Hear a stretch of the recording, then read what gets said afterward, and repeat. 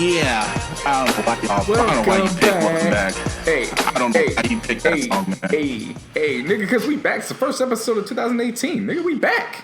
Oh, I know back, but I don't take that song serious ever since Bass decided to come back as like a Will Smith type rapper, and then all of a sudden he became gangster again. I can't take that shit Look, serious. man, you lucky you still out at home in the Bay. Otherwise, we'd be fighting. I don't tolerate Mace slander around here. Like, you should know this by now.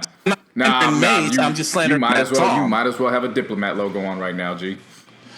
Man, I'm not no Cameron fan. Everyone knows that. In my opinion, Cameron and them are overrated. But welcome back, everybody. Welcome back. This is episode 71. 71. Episode 71 of the iLLogical podcast. This is your boy, Mr. JC. No, this is not Mr. J. You're Mr. JC. No, this is Mr. Busby. As you can see, people, we are rusty.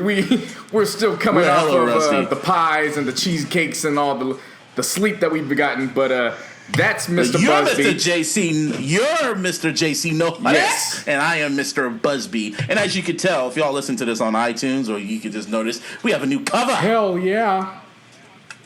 Hell yeah. See, you see my black ass face, and you see JC's little light skinned hoodie ass with the glasses looking like Malcolm X. Yeah, man. But yeah. But shout out to Yo Ash is dope at Yo Ash is dope. Shouts out She's to her. Really dope. Yeah, for those who maybe have paid attention or seen her work's been covered in a lot of publications, most notably BET.com.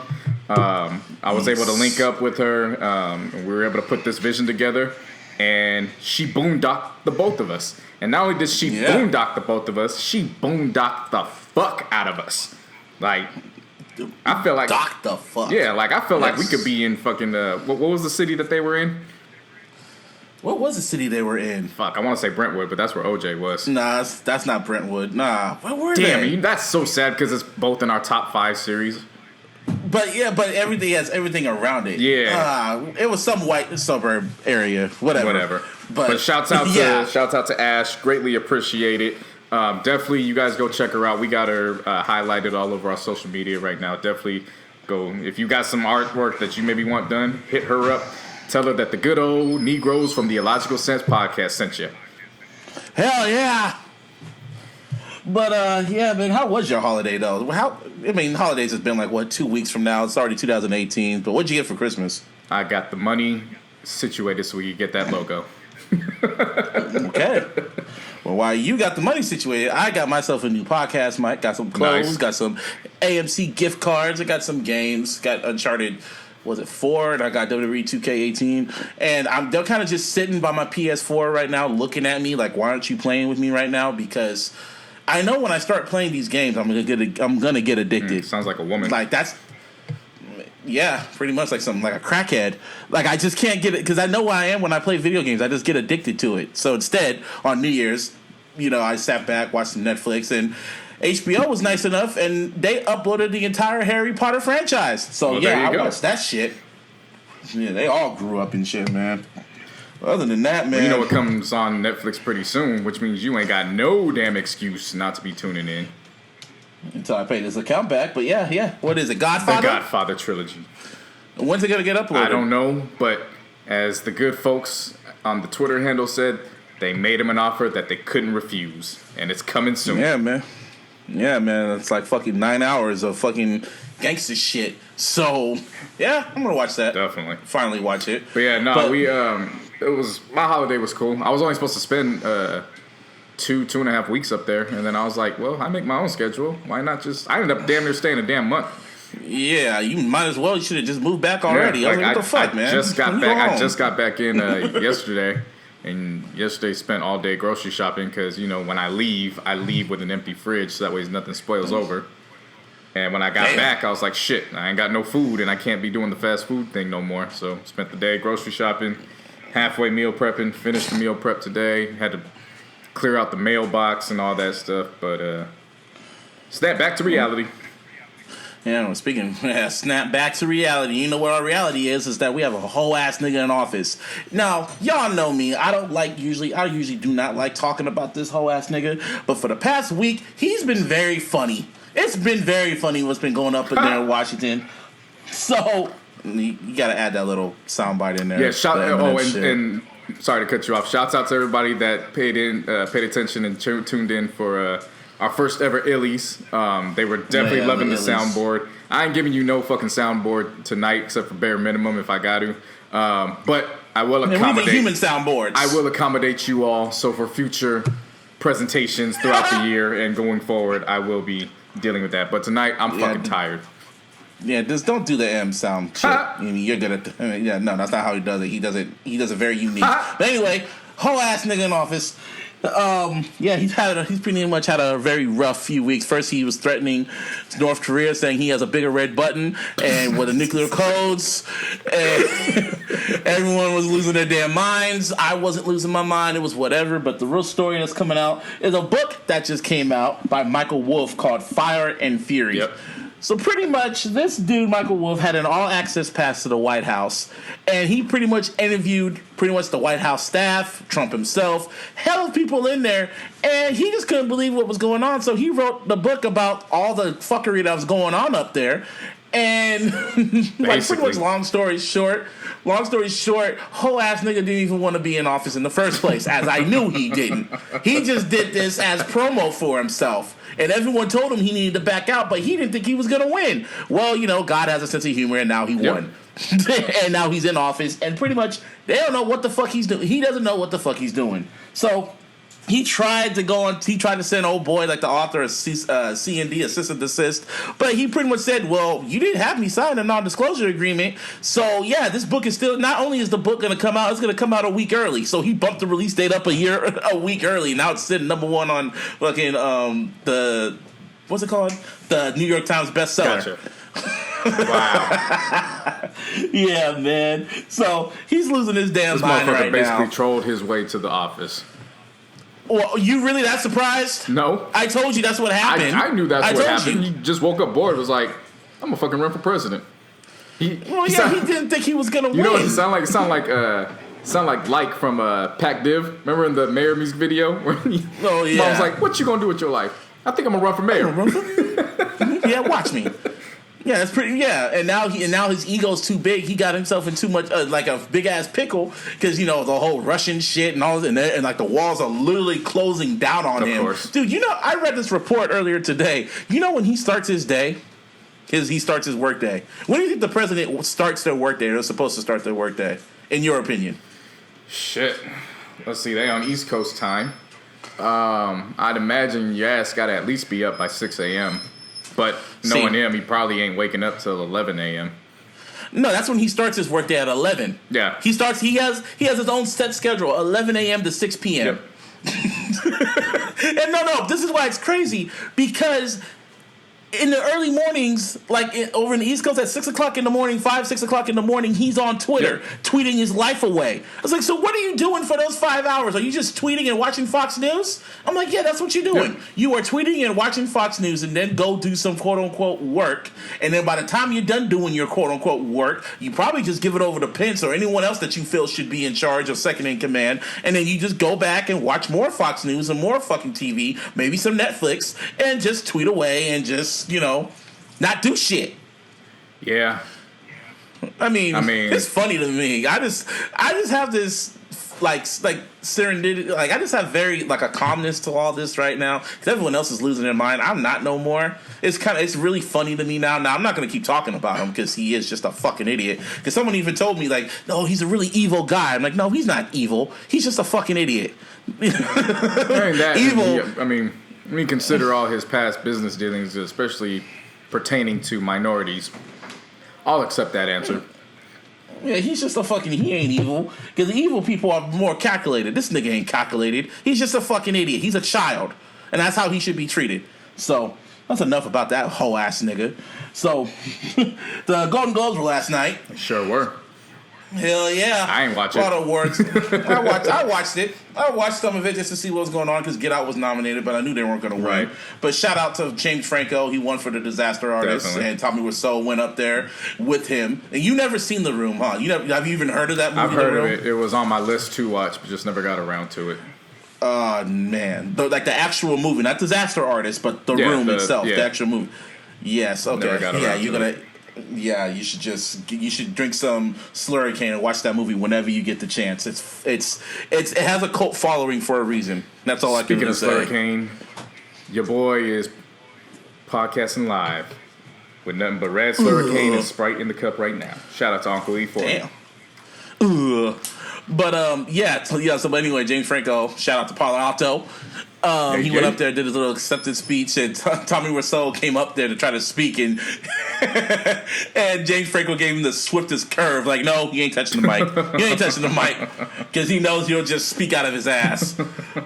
But that was a good one. But a lot of awards, a lot of people won awards. Some movies I saw, some I didn't. I'm going to get around to watching it. But the main highlight, it was the protests, the silent protests that all the actresses and people in the industry were doing, especially when it pertains to women, called Time's Up, #Time's Up. And they showed up to the awards and they wore all black. I don't know what that was going to do, but it was whatever to me. To me, it was really whatever. To me, I'm not going to bash anybody's protest because, I've done my protest and I don't want nobody trying to infiltrate on mine. I just had a question about it because I was like, well, wait, they're wearing all black. Like, don't the majority of them wear black anyways to these events? Like, I know they're colorful and everything, but, like, it wasn't that far-fetched. You know what I mean? Like, yeah, but I think the real protest would have been just not showing up to the event itself. That's what I would have thought. But, hey. At least they were a unit. Bridges. Yeah, at least they showed up as a unit. Not all of them. Some actors that stayed home and called them fucking idiots. Like Rose McGowan. She just saw it was just a ploy because some of those executives were at that damn show and they know they're there, so they're just doing it because it's like a trend to do.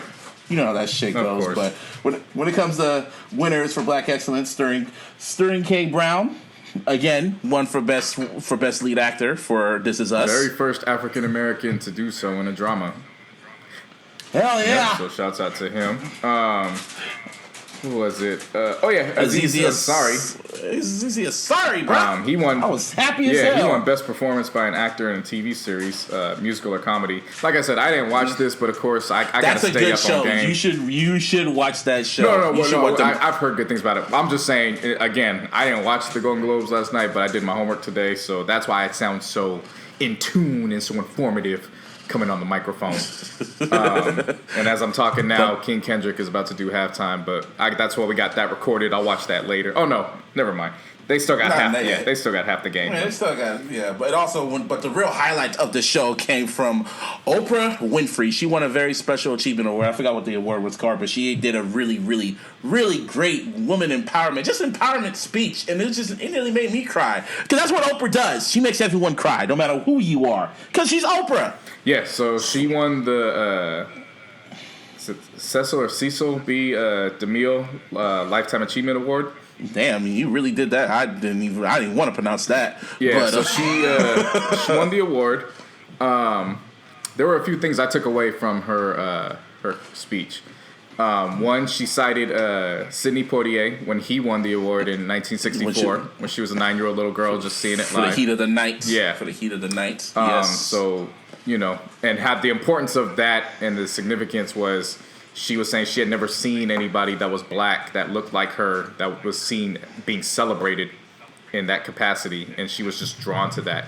And years later, she recognized the importance of her winning this award, saying there's 9-year-old girls out there who really haven't seen anybody that looks like them and being celebrated in this way. And I'm their example, so we can continue moving forward. I liked one specific quote that she had in regards to corruption and injustice. She said, "Speaking your truth is the most powerful tool we have." Yes, ma'am. And I couldn't agree more. With everything going on in Hollywood, of course, we're trying to keep that down to a minimum going forward. But just in general, it's always refreshing to come across somebody that's just genuine, in a field full of fakes. And then, of course, with Reese Taylor, that was some black history I knew nothing about, especially when you factor in the woman that ended up breaking that story and moving forward and pressing it was none other than Rosa Parks. I had no idea that. Hey, Oprah's still teaching you. Still teaching you, man. Even when she don't have a show, she still teaches you. She's like everyone's mama, dog. Basically. Shit. He's everyone's mom. She don't even have kids. That's the thing. Stedman's a lucky man, even though he's like, I don't know what his position is. They don't got no label. He's just, I call him he's in the ultimate friend zone. Now look here. if that's what the ultimate friend zone is, sign me the fuck up right now. Yeah, he has his own little guest house, like a little guest house that looks like a mansion. You get that Oprah money, we bro. don't know what the fuck that man does, but every time she wins, I don't know what kind of lawyer, whatever. But whenever she wins an award, he's there. So right sign there, me up for man. that friend zone. Hey man, he was like, I remember for the longest time they were like engaged and then they never got married, and people were wondering how come she didn't want to marry his ass, and maybe she just didn't want a label. So whatever, there's women out there like that, but it's been how many years, bruh? Man, whatever. So as long as he has that guest house, shit. You want to know how old it is? And this is really going to show our age now. Dave Chappelle made a sketch about that, remember? Yeah, of course. Yeah, I know. 14 years ago. God damn. It's been that long? Yeah, 2004 was season 2. Fuck. Anyway, when we talk about whole ass nigga in office for like this past 24 hours, ever since that speech, everyone's saying that Oprah needs to run for office. And I've told people time and time again, the Oprah's even said it time and time again. Even Michelle Obama said this when they want her to run. She has no patience. Yep. She has no patience for these motherfuckers in the government. She has no patience for you hoe ass niggas. I mean, Oprah's done so much shit already. She's built houses. She's giving people cars. She's giving neighborhoods. She's built schools in Africa. She sent I don't know how many black men to college. She's done so much. Dude, my mom even pointed this out about how powerful she is. When George W. Bush was running for re-election and shit like that, he went out. You remember when I remember she had who was it? John Kerry. That's right. Okay. And Bush on there. And when Oprah hugged him, she got reelected. When Obama was running for office, she went on Oprah, and Oprah pretty much just hugged her and put his hand on the shoulder and said, "This is the one right here." And guess what happened? Yep. He won the presidency. So she's powerful out of office, dog. She don't need that damn office. Same with Michelle. She's the most influential person ever. It's Oprah, for God's sake. Plus, if you think about it, I don't know, to all the listeners out there, what your experiences have been with black and brown mamas and aunties. They ain't even got patience for a damn fork in the sink. Talking about the sink is dirty. Woman, there's a fork. That's it. You think think she gonna deal with corruption? Nah, she good. Shit, the whole world, she ain't gonna deal with that. She'll snitch on everybody. And it'll be a whole total collapse in society. Oprah get mad, she snitches on everybody. Shit.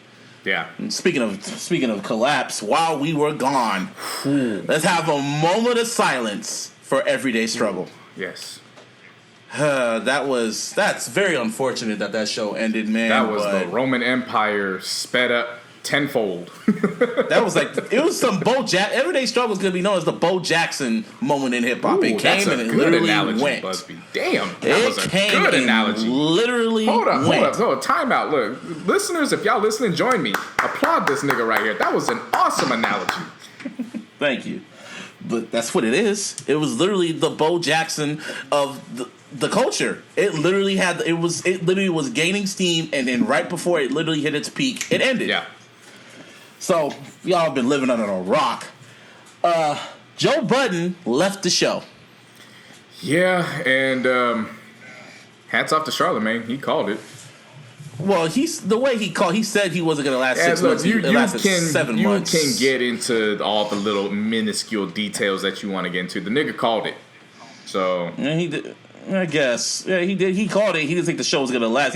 He said Joe was going to get his ego was going to hurt or whatever. But when we go into why he left, from Joe's perspective, it was business at the end of the day. Of course, that's what it's always usually about. He just said it on his podcast. In a nutshell, the reason why he left was because he wanted more money. And he saw that Complex was getting a lot of sponsorships, and he wanted a percentage of it. Since he came up with the show, it was his idea. He brought people into it. It was his idea and everything. He needs to get a percentage, and Complex didn't want to pay him, and his contract was up, so he said deuces. So what made it even worse is that they decided to still continue, and with the web series, even though he wasn't on there to end the year, and they had guests on there too. They had Rhapsody on there, and they had a few other people, but no one was gonna watch Joe Budden lists Everyday Struggle let's pretty much put it in a nutshell. No one was gonna watch whole ass Academics. Let's just put it out there like that. Well, you know what made it even worse too? Before it was announced that they had parted ways, was remember the tweets when somebody was like, "Oh, so you guys got new episodes coming out?" And he goes, "We ain't got no fucking new episodes coming out. We're on break." And sure enough, Complex is like, "Yeah, we got new episodes," and he's like, "What the fuck?" Without me, Like, damn, you don't take this man's idea and his come on, man. But he said a whole lot of stuff about how Spotify was supposed to sponsor the Friday shows, but he didn't sign up for the Friday shows because he wanted a percentage. So Spotify backed out when Joe backed out, and the whole reason why they did it was just a whole bunch of fuckery. They tried to replace him, and he knew it. He fucking knew it. So yeah, he left. And what made it worse with the Joe Budden-less episodes was that when you go on the sites, you see that not only that their views went down, but you saw them fucking dislikes. It had like 120, it had 1,000 likes and over 32,000 dislikes. How many millions of subscribers? Was it 6 million?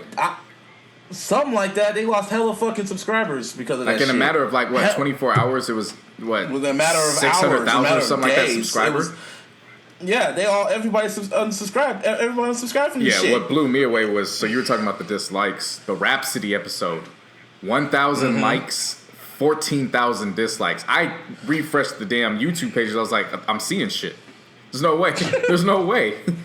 And I felt so bad for her because I was like, they fucked up an opportunity with her. Like, I feel bad for everyone that produced the show. I feel bad for Nadeska. Yes. I feel bad for Lyric and Chops and all the people that worked their ass off to make the show great. I feel bad for them. Yeah, definitely. Fuck Academics, because he just annoys the fuck out of me. But I feel bad for all of them. And honestly, when it comes to Academics, I said it from jump when he signed on for them Friday shows. I knew he was only in it for the money. He was only in it for himself. He wasn't in it for the whole overall of the show. He thought he could carry the show. He even said, 60% of my rap niggas, of my chat niggas, they make up the viewership. Yeah. And then you look at the fucking numbers. Yeah, no, you don't, bro. Right. Speaking of, and then when we still stay on Joe Budden, he got to come up. Supposedly rumored, he got a $5 million deal for Revolt to bring whatever over there. Well, we know for sure the Joe Budden podcast is now a part of Revolt. It's going to be at Revolt. It's going to, I would suspect that he would now be a part of some other stuff too. I especially suspected, just based off of the popularity and the success he had with Charlemagne for the best trash. Dope. This year was Dope Trash. Thank you, Dope Trash. I remember so that. I would think that they would try to pair them up, if not like how they did with Everyday Struggle, at least specials would that throughout work the year. Though? Oh, definitely. It worked for. Oh yeah, it worked. But the thing about Charlemagne and Joe is that they agree on a majority of shit. That's what I'm saying. It would only have to be on specials throughout the year. It wouldn't be on anything throughout the week. Because Joe, he's a really outspoken old head. But he's like Stephen A. Smith. And fucking what's his name? Academics is like Skip Bayless. Academics is literally the Skip Bayless of hip hop. Yeah. In a way, unfortunately, and that's not a good thing to say because it really isn't. But Joe Budden, he got that bag. Shout out to Joe. Definitely, major props to him. You talk about becoming the hottest free agent in the culture at the moment. I mean, damn. And he didn't even spit a bar. That's the thing. He didn't have to spit a bar. What's funny about all this too is I remember when all this started, everybody was like, "Ain't nobody checking for Joe like that no more." Yeah. Amazing how a year changes everything. Stupid. A year changed everything, man. Like I said, I've always liked Joe, but I like the podcast. I like everything about what he does, man. So, and then also, a lot of these rappers need to take notice of what Joe Budden, not just Joe Budden, but Nori and a few of these other rappers, when they do the podcast and how they speak out about shit. Shit, Lupe needs to start a podcast. I mean, it's just been announced that what's his name? Well, Joey Badass. Badass is going to do a podcast. On Tidal. So shouts out to him. And Snoop has his shit. Like, a lot of these rappers need to do what Joe Budden did. I mean, no one has a personality like Joe, but... I mean, when you think about it, Joe has silently been the one that's been pushing the culture outside of the booth, if you really think about it. Going back to when he left Def Jam, he was the one that embraced the digital releases. And then, of course, he transitioned with the podcast after Slaughterhouse went to Shady. And then obviously it transitioned into a First Take-esque type of show focused on hip hop and everything around the culture. So he's definitely made the right moves, and at this point, it's definitely, you can say what you want about him. I know we've said in the past, because he unblocked you, I'm still blocked. You didn't ask. You didn't push it to get blocked. If you were pushing to unblock you, he would have unblocked you. Whatever. But all that aside, you got to give this man his props and his due. Yes. Definitely helped push this forward, most certainly. Yes, he has. Yes, he has. And another thing I took away from it was, this is further proof of what I've been saying, man. It's hard to fuck with Complex. Like, it really is. It really is. Because, and I've been saying this for a while. You really have. With this latest move, they really showed me what I had already come to terms with, which was they're not for the culture. They're just about profiting off of the culture. Because when you have somebody of that capacity that draws in that much attention, you do whatever the fuck you need to do to make sure that everything stays intact. Yes. And you pay the man. And they thought exactly. Man. And they thought that it was them, not Joe, that was bringing in all the viewership. And again, it's you said, I feel so bad for the production crew on that set, because they literally went from the highest of highs ending towards December, and then the very next week it was all gone. Literally. Yeah. Literally within a blink of an eye, it was over. It was literally in the blink of an eye, and all Joe wanted was just his money. It was his business at the end of the day. Rightfully he so. Definitely deserved it. And I don't care what anybody says. Joe made the show, not academics.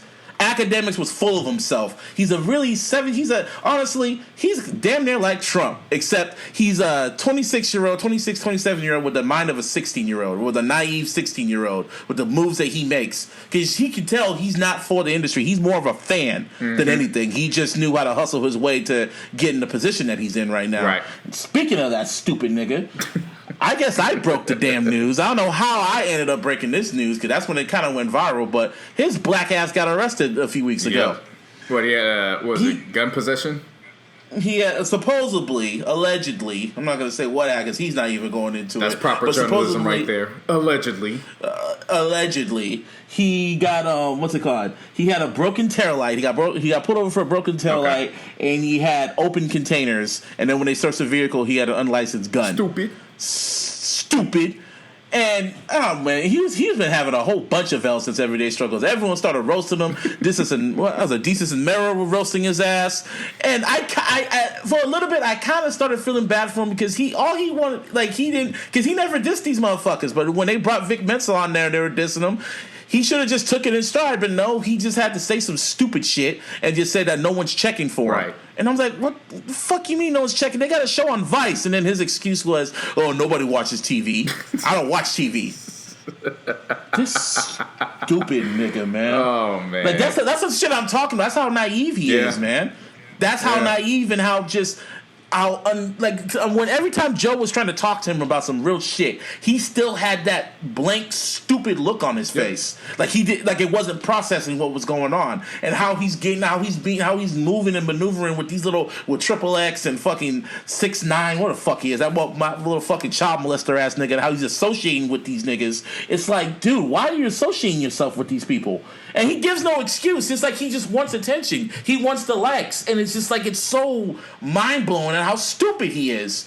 Whatever, man. Something's gonna happen to that motherfucker. He's probably gonna get snuffed. I don't know what's gonna happen to academics. He still signed the complex, supposedly, allegedly, but no one's gonna watch this shit because fuck him. Yeah, basically. Now, I never thought I would say that about him, but fuck him. Well, I would.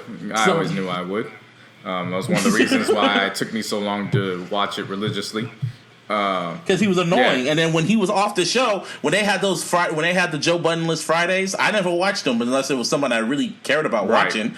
But yeah, it's like you could tell he's not really for the culture like that. He's about these boo boo ass niggas like Joe Budden, these fuckity fuck niggas. Yep.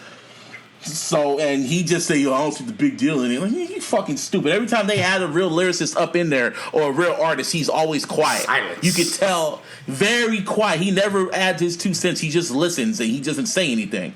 And it's like, and then he gets all shocked, like, wow, everything that they're saying is the same shit Joe was saying. No shit, Sherlock. Shit, you listen to these niggas, man. But anyway. So, as we digress. As we digress. But rest in peace, Everyday Struggle. You were a moment in hip hop. I don't think it's gonna get duplicated. I hope it gets duplicated because that was man, it was such a great moment, man. It was waking up in the morning just to watch a hip hop first take for the culture. It was cool. It was definitely cool while it lasted. Now Diddy gets to take advantage. Yeah, I don't know. Yeah, he better take advantage. He better do it right. I don't know who they can replace. I mean, you got Joe Budden, but I don't know who they can replace him. Who could be his academics? I'm sure they'll switch up the they might even switch up the concept around it instead of making him yell at people all the time. They might find somebody that could be an equal counterpart, and they'll try to do something different. Kind of like Pardon the Interruption or some shit like that. Maybe even highly questionable. Yeah, where they that'd be just report on it and then laugh at everybody. And talk about it and shit like that. Yeah, something like that. Because honestly, if they would ever do another first take, I remember, I ain't gonna say. Well, fuck it. They should get Peter Rosenberg and Charlamagne to do it. Yeah. But they don't like each other. But they kind of have different personalities, and that could really fucking work. Yeah. But whatever. Rest in peace, Everyday Struggle. Nadeska's still a cutie. She's still my WCW.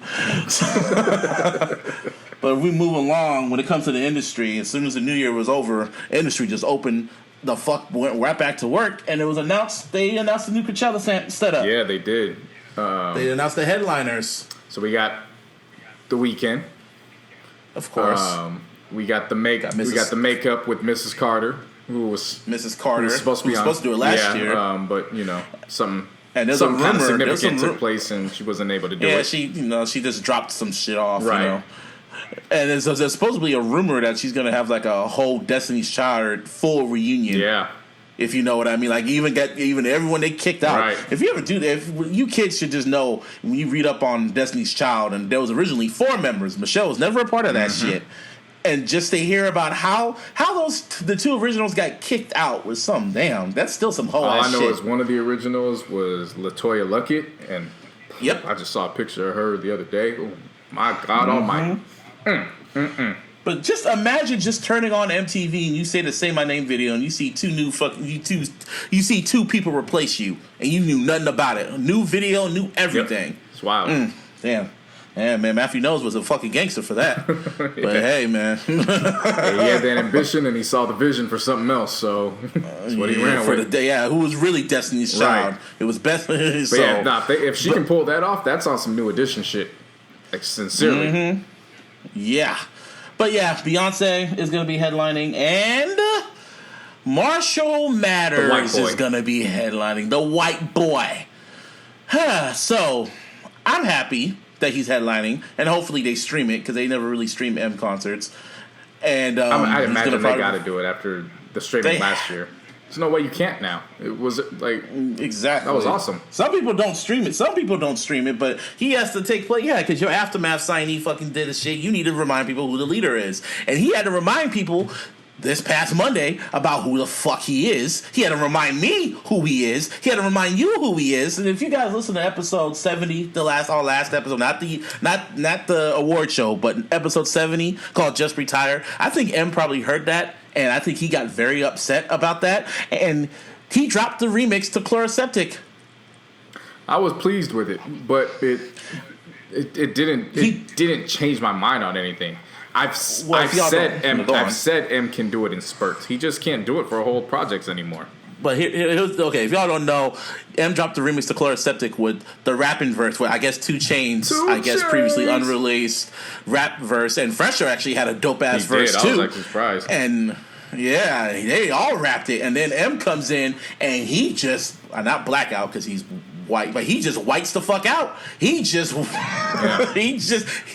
like the old M from 02. I haven't heard him rap like that for a long time. He was pissed. Yeah. He was pissed. It was a dope verse. And he was going at all the critics. He was going at everybody. He was literally going it was like old M. And I was like, oh, so you can still do this. And I was happy when I was angry. Like, why didn't you do this throughout the whole album? The album's still trash. And I think the funniest part was when he said, y'all do your little YouTube reactions and talk over the beat. You already made up your mind about the track list. And I'm like, well, yeah, that is true. But man, I just listened to that verse over and over again because it was just it let me know that yes, you can still do this shit if he feels like it. He definitely still do it. I prefer he do it as a featured artist, just because he don't got it like that no more for a full album. He needs Dre. He needs Dre to channel that shit. That's what he needs. Dre, No ID, or maybe even Kendrick to help him executive produce and pretty much make him be focused. Because that showed me he needs to be motivated.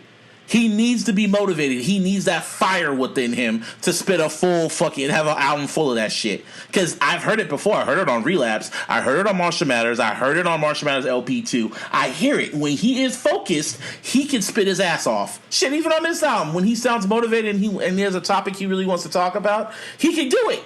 Yeah, but at some point, you just got to be a grown-ass man about it. You can't be relying on other people this late into your career. I could understand if he was still trying to find himself as an artist and this was like 99, 2000 all over again. Bro, we're, 22 years into his career? 2018. We're 22 years into his career now because Infinite came out in 96? Well, I don't really count Infinite. Just count Slim Shady LP. That's 99. Still, we're almost 20 years into his career. Like, if you still need that kind of motivation, come on, man. I don't want to hear that. Well, we got this Coachella performance, so he's probably going to show off his ass on that shit. Hopefully he does. But knowing him, he's probably just going to have a band, and he's probably going to have Beyonce or Pink. I'll tune in. Or Kalani come up. Oh, I'm going to tune in. Of course. It's my boy. I'll definitely tune in. It's my boy. I match your throat like Chloraseptic. Man, why did he do that shit? Pissed me off and it made me happy at the same time. Yep, it sure but also, did. There's other people that's going to be performing there. It's going to be Tyler the Creator, Vince Staples, and also there's like a nice little subway, Cardi B. Shit. And her name is semi-big too. and when you look at the headliners, when you see all the names, her name is literally like almost right under Beyonce. You know what's funny was or M. We were ending 2017, and that's when, quote unquote, she was getting exposed, which I don't know how you expose a former stripper, but whatever. Yeah. And of course, who was at the forefront celebrating this? It was none other than the Barbs, laughing and joking. They always do that. Then the start of 2018. Everybody who's against Cardi B just has no choice but to shut the fuck up at this point. Like, you don't have much of a choice because... She made history. Yes, it was reported that she is now only the third artist in history, professionally. And we're talking... Not just hip-hop. Across the board. To have her first 3 songs hit the top 10 of the Hot 100. Yeah. All 3 songs, and it was Bodak Yellow, Motorsport with Migos and Nicki, and No Limit with G-Eazy. And so she joins Ashanti, and then the Beatles. And the Beatles, because we were talking about that. Like, who was on there? And it was like the Beatles. And in my mind, I'm like, did Nicki ever do this? I thought for sure Nicki did that, but I'm like, no, she never did that. Man, fuck Nicki. I'm looking at this shit. I'm like, yo, M didn't do this. Jay didn't do this. Michael Beyonce didn't do this. Mariah didn't do this. You know what I'm saying? Like, I'm looking across the board now. It's like, damn, Nicki, this, like you said, it far supersedes the culture. And I'm like, wow, she's not a one-hit wonder. So if y'all keep running with that narrative, shut the fuck up. One-hit wonders don't have this type of run. This is history.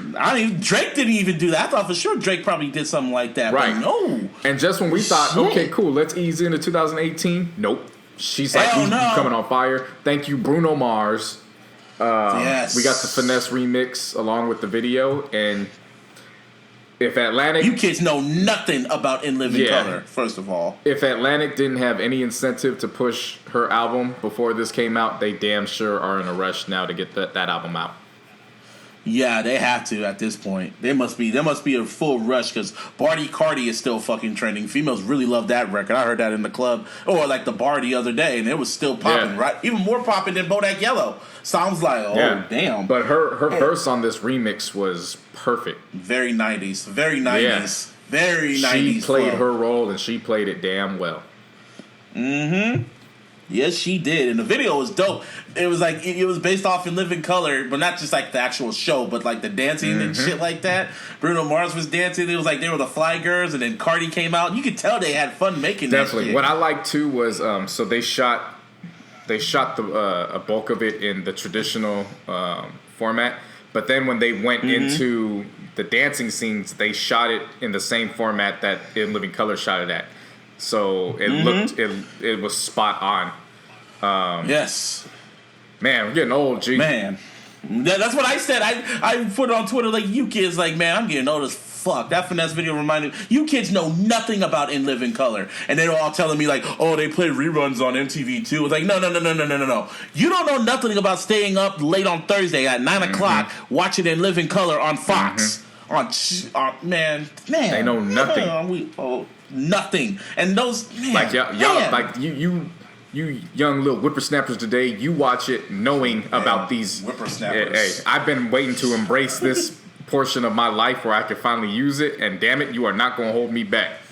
You getting washed, bro. You getting washed. I'm like fine wine, nigga. Washed. I age well. 2 more years. Hey, man, I age well, too. Someone told me the other day I look 22. Hell yeah. But you young whippersnappers, you're watching this, and you already know the outcome of all these motherfuckers' careers. We were watching it because they were pretty much the rejects from SNL. Like, this was like their one way, and this is what made them stars. Like, you watching this shit after they've already got their hands dirty. You know what I'm saying? Yes. We were watching it when they were just approaching that. When Jim Carrey wasn't known as Jim Carrey, he was James Carrey. Yes. Jeez, man. When Heavy D did this stuff, when Jamie Foxx was on there, when Jennifer Lopez wasn't even Jennifer Lopez, she was just a fly girl. When what's his name? There was somebody else on there. When Chris Rock had like little cameos here and there. Shit, when Sean was fucking SW1 or SV, whatever the hell he was. SW1. Was it SW1? Whatever. So the story about that is he wasn't even a real DJ. He just wanted to be on the show, and so Keenan was like, "Look, nigga, just go stand by the turntables, and we'll just get you." Like, that's how he got on the show. Man, it was really great watching that video. I watched it on repeat, and I had to sit back like, damn, I'm really that age now. You want to know how big of a hit that was? My mama watched that shit like 3 times in a row. Your mama's down for the culture. Yeah, like she loved that. She ain't heard of Cardi B before, so I had to put her up on game. But she was like, but she loves Bruno Mars, just like my mom. My mom loves Bruno. But she was like, she goes, you know, Cardi a little too raunchy for me, but she goes, but I could rock with her. And I was like, yep. See, Cardi B's that person that you bring over for Thanksgiving dinner, and first everyone kind of gives her that side look, like your family looks at her because of how ratchet she sounds. But then the more they talk to her, the more they love her. So that's who Cardi B is, man. But shout out to Cardi. Shout out to just Black Excellence. Definitely. More videos came out while we were away. Man. And Jay-Z decided to drop more visuals from 444, and he dropped a very cinematic video for Family Feud. Damn a video. This was a short film. Yeah, that's what I said, cinematic. Yeah, this was a short film, and very Michael Jackson-ish. Definitely. This was directed by Ava DuVernay, who did Selma. And it basically had a fucking who's who as far as who the hell was in this damn shit, man. Yeah, Michael B. Jordan. You had Sandy Newton. What's her name? Brie Lawson. She was the only white person in that damn video. Yeah, and then you pointed this out. This is how much of a pimp Hove is. He had his old work in the video. Yes, when I saw Rosario Dawson, I was like, whoa, time out. Time the fuck out. Not only was Rosario Dawson in the video, but she was in the cabinet with his daughter. His grown daughter. Yeah, so it's like, wait a minute. This is some Inception-like shit. This is some Rockception shit. Like the whole... Go on. And then, of course, he had Amari Hardwick, who plays Ghost in Power. Yep. Man, that was... Pretty much the whole video is just showing, like... It shows the future, the not-so-distant future of the descendants of Jay-Z and Beyonce. Yes. That's pretty much what it was. And it was beautiful. It was great. Well done. There was all the 444 videos were well done, man. The scene where he walks into the chapel with Blue, the image, the long panned out image where I got a screenshot of it. It was a dope frame where they're just hand by hand and side by side. Yes, and it's just a wide view, and it's just them two together. Like, that was a perfect shot. And then the other shot, my favorite part was when he said, "Fuck being a billionaire, I'm cute," and it cuts to Beyonce and she gives that little face like, Yep. I rewinded that shit so many times, and I was looking at that like, damn, Hov, you really cheated on her, and you kept that, damn, man. One of the greatest of all time for a reason.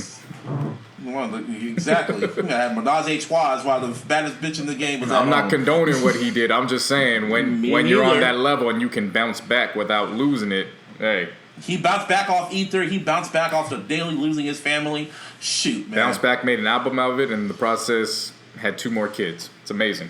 And he got Rock Nation. He has he has movies. He has a record label, and then even Sporting Age. Oh yeah, he signed somebody, didn't he? On Rock Nation, so shit. Family Feud. Nobody wins when the family feuds. Rock Nation Sports ain't gonna be feuding for a while.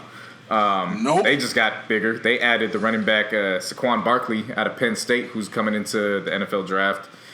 For the sports heads out there, y'all know they are hyping this guy up. Not only is he the number 1 running back coming in the draft, we're hearing projections as high as Barry Sanders in terms of his potential.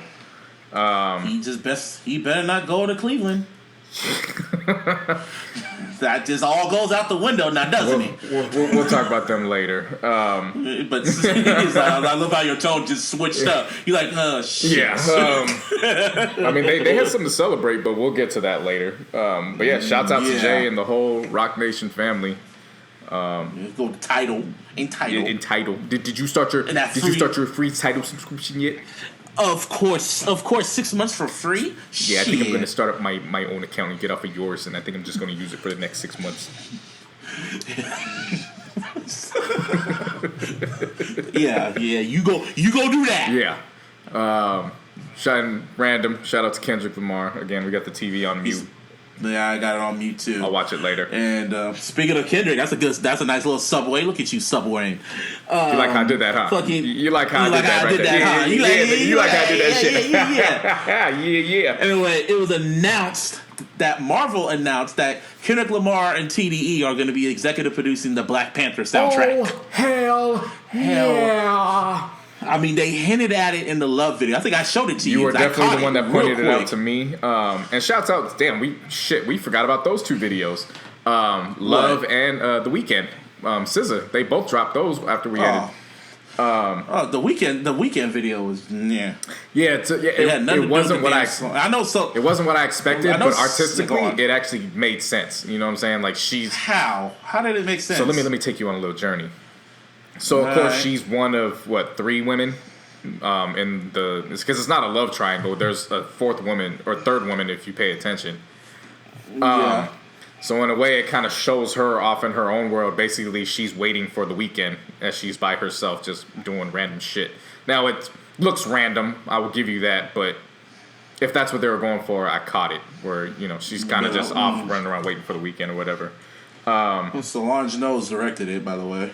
Oh, see, I paid attention to it because Solange is very artistic with what she does.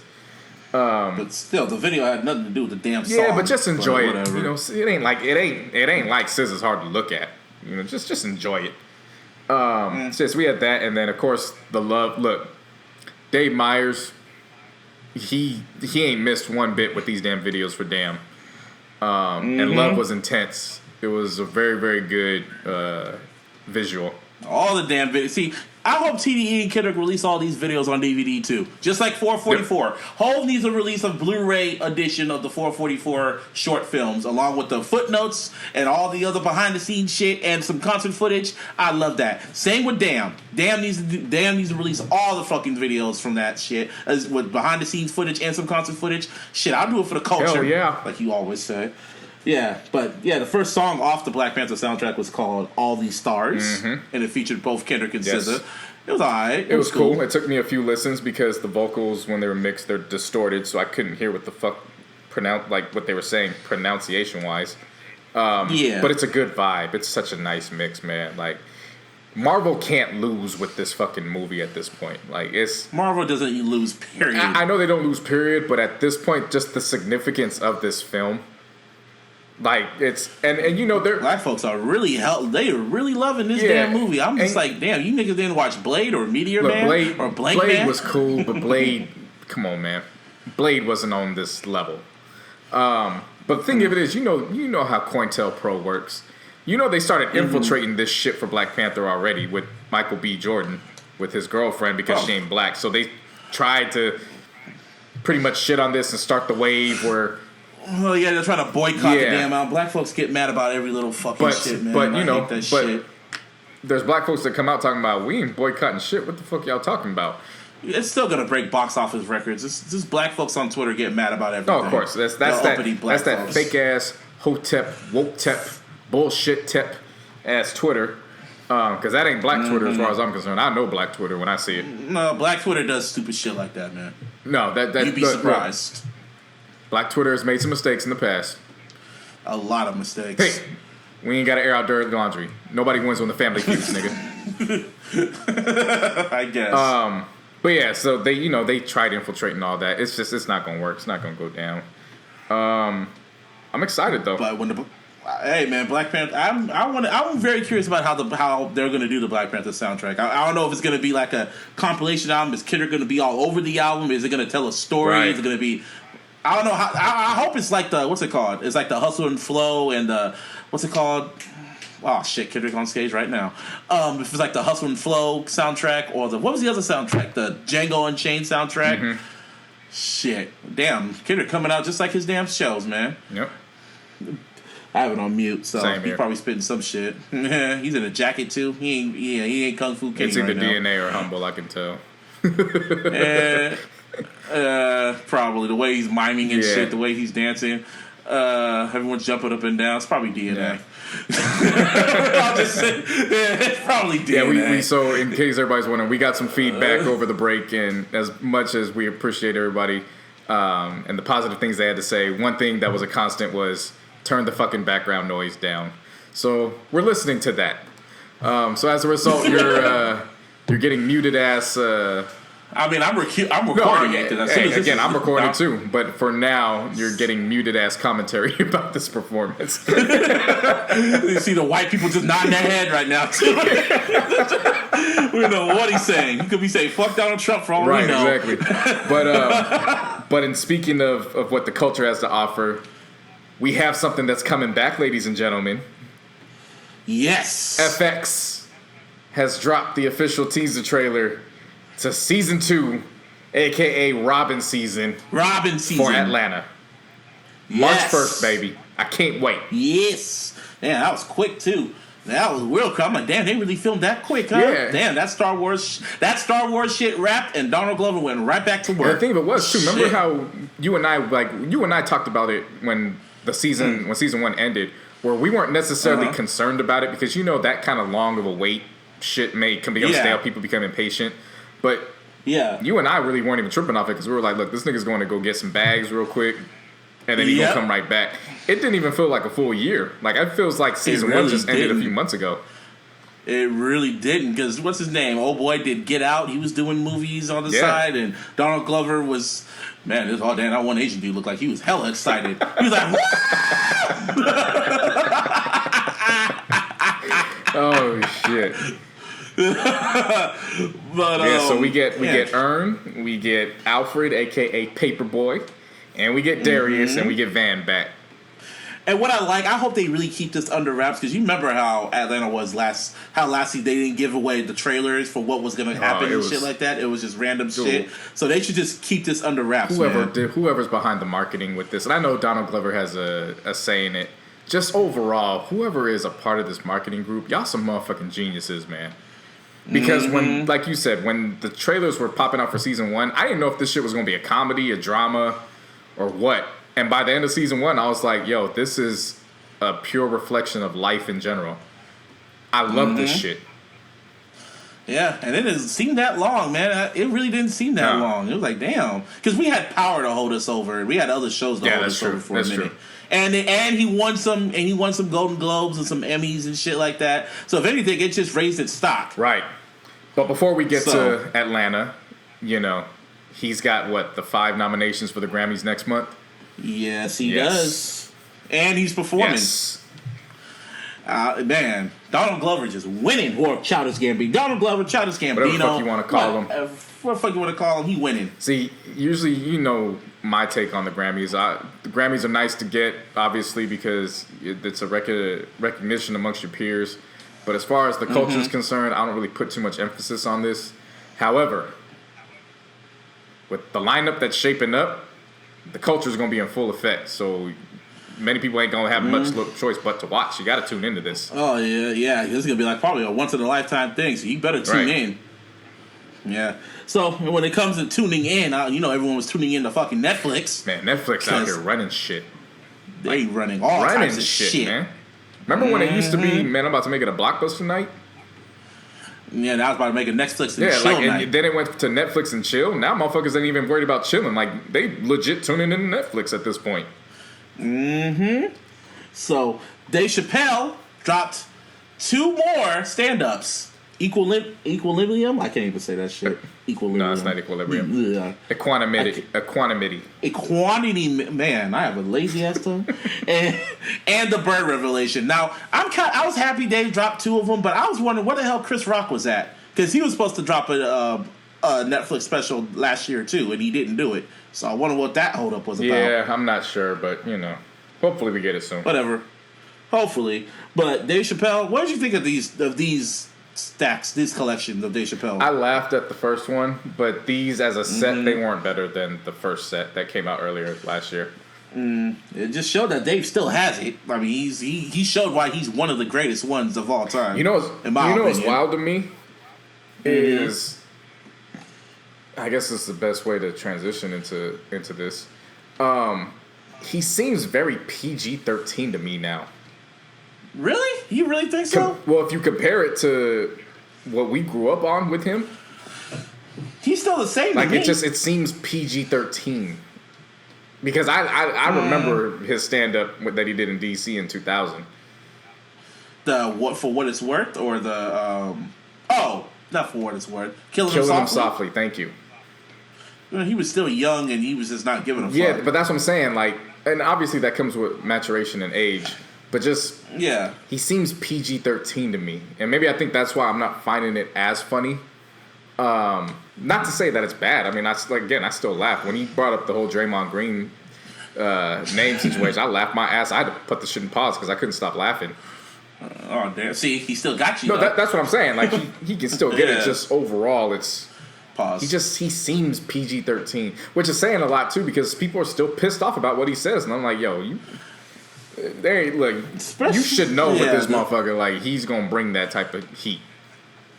See, with me, I love the first one, but for whatever reason, I just love it when people are more raw and they're uncut. So I like the Bird Revelation, because you could tell he's just in a club, and he's just in a little comedy club, and he's just keeping it real about everything that's going on in Hollywood, why he left. Is the Iceberg Slim metaphor that he did, that was so genius. It just showed that he still has it at the end of the day. Right. And when it comes to the whole when the transgender people get too sensitive about this shit, he said it flat out. I don't hate y'all, but everyone's gonna get these jokes. Even he gets the jokes. To stop being so damn. He even said it. This country, everyone in the country grew up to be bitch ass niggas, and that's pretty much what happened. Everyone's sensitive now. Yeah. So, whatever, man.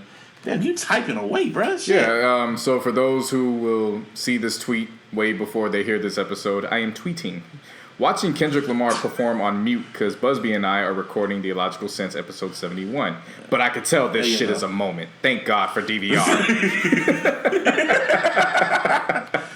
I mean, I don't know how... Yeah, he has a damn screen, but it's hella crazy. He's in that big-ass coat. You see this coat? In the words of Kanye. You see this coat? You see how cold it is? You see this coat? But nah, everyone's just too damn fucking sensitive. But there's also a time period, or just a time when you should kind of watch what you say, especially when it comes to fucking Nipsey Hussle's ass. Oh man. I know Victory Lap's about to come out next month, man, but he needs to this ain't the 90s no more, man. He needs to be more PC. Now, granted, he did have a great Rap Radar podcast, which was all right to me. It was great. It was good. It was really good, informative. But he keeps putting his foot in his mouth. First off, he got mad at that newscaster for talking shit about Diddy when he wanted to buy the Panthers and shit like that, which he had every right to. But he kept chirping away about it. Like, he literally just kept talking about it, even on TMZ. So the newscaster, I forgot his name. Really forgot his name, but he's on Channel 4 out here in the Bay Area. And he went on Twitter and added Nipsey Hussle and pretty much said, hey, bruh. Not like that, but he was being really elegant about it. He pretty much just said straight up like, hey, you've been chirping away for the past 4 days now. Man, let's settle this like men, and let's do this for charity, and let's fight. And, you know, and he's like, yeah, let's do some MMA stuff or boxing. Now, he specifically said MMA or boxing, and we could settle this like men. My brother. Not my nigga, but my brother. Yeah. And of course, Nipsey was talking shit like, oh, let's put up $1 million up, and you ain't even got the funds to match. You know, just like any other hood ass nigga that knows they might get their ass whooped. And then I guess they called and talked it out and shit like that. And like, yeah, we talked it out and everything's good now. And I was just like, nigga, what? Why did you do that? Even they said, yeah, that's not the guy I heard on the TV show, and yeah, we men now. And I'm like, bruh, did you just get punked? Yeah, so sports reporter Henry Wolford. That's his name. Yeah, he looks like he bench presses niggas on the daily. And you see how he's smiling and shit too. He's hella calm. Yeah, and that's one of my things. Like, I was like, yo, I mean, if this shit says legit, like, shit, y'all should have just went through with it. I mean, he even said, look, we could raise money for charity. Pretty much, he said, can we talk this out like men, or we want to settle this on some gangster shit? That's pretty much what he said. And I feel bamboozled again. I feel let down. It's like when Soulja Boy and Chris Brown didn't happen. Like, I'm just like, God damn it. Man, you should have knew that shit wasn't going to happen, Let me dwell in my disappointment. Please. Can I believe in something, please? You believe in fuckery. Yes. I'm academics with intelligence. Academics with intelligence. Shit, that's a good way to say it. That should be your handle, academics with intelligence. But yeah, so, you know, they went back and forth and did their whole thing, and apparently just went down. The thing that Nip posted on Instagram today, how should I say this? I'm caught in the middle of it. You knew what he meant to say, but the way he came off on it, was just, come on. Like, because I don't want to, you know, come across as brash, like, oh, well, you just deal with it.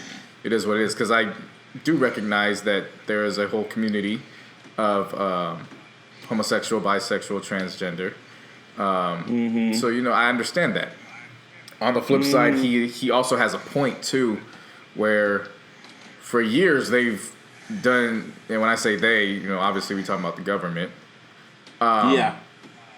They've infiltrated what we consume visually and what, and also by ear, to break down the image of a strong black man.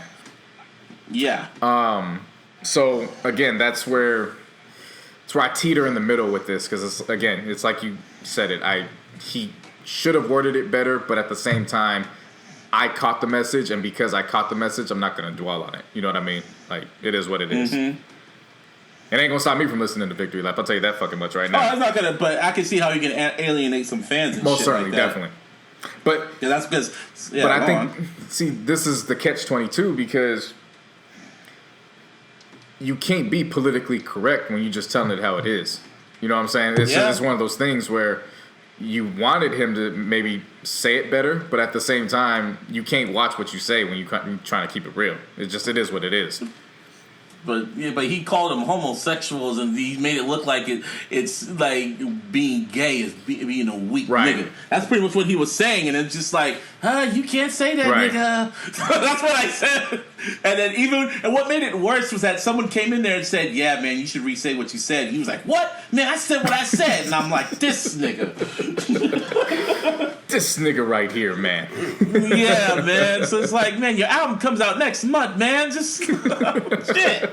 First, you got roasted by a Bay nigga, an intelligent Bay guy. But are you surprised by that? Area. I mean, come on, man. Not to toot our own horns or anything like that, but you know what I'm saying? Yeah, but we about that action. We about that action, boss. You know what I'm saying? Like my nigga Brandon Younger always said, you know, shout out to my nigga Brandon. It's funny because I was watching And One mixtape back in 2005, just off of random. And this nigga pop up on my screen with some dreads talking about, we from the town, baby. You know, they don't make niggas like us around here everywhere. And I'm like, you got a point, bro. Like, yeah, all that dude said was, I want you to duplicate that action. That's what he said. It is what it is. That's what he said, yeah. So, whatever. So, that's about Nipsey Hussle. But going back to Netflix, one thing you should never, ever do is doubt the Fresh Prince of Bel-Air. Never. Will Smith dropped, over the holidays, he dropped a movie called Bright, which was a Netflix exclusive. Yes. And before the movie came out, it got a lot of backlash by the Hollywood critics. They were roasting the fuck out this movie. And I'm like, damn, they really roasted this shit. So then me and my family, me and my cousin and my aunt, we sat and watched the movie, and it was quite good.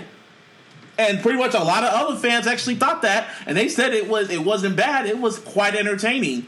And it was so good, it got a lot of streams and a lot of shit that they greenlit a remix. Sequel. A remix. Sequel. Remix. I just saw a remix came on my screen right now. Greenlit a remix. Okay. Oh, you like that, huh? This is the remix, motherfuckers. Well, honestly, in many ways, Bright to me was a remix of two films. I mean, if you ask me, this shit was Bad Boys 3005 mixed with Pixie Dust Training Day. Like, that's pretty much the best way I could just describe it. Pixie Dust Training Day. Just like happened Once Upon a Time mixed. No, it was like War of Warcraft mixed with Training Day. Basically. Ish. Like, yeah. I took it for what it was. I mean, I didn't expect it to win awards. I was entertained throughout. It pretty much is a popcorn flick, but people were saying the reason why the critics were shitting on this shit was for two things. Number one, because who wrote the movie? Max Landis, who, if you follow him in Twitter and everything, he's a really outspoken dude, screenwriter in Hollywood that has these really great ideas, but he's kind of full of himself. Mm-hmm. And, you know, he kind of probably burned some bridges, so it's probably because of that.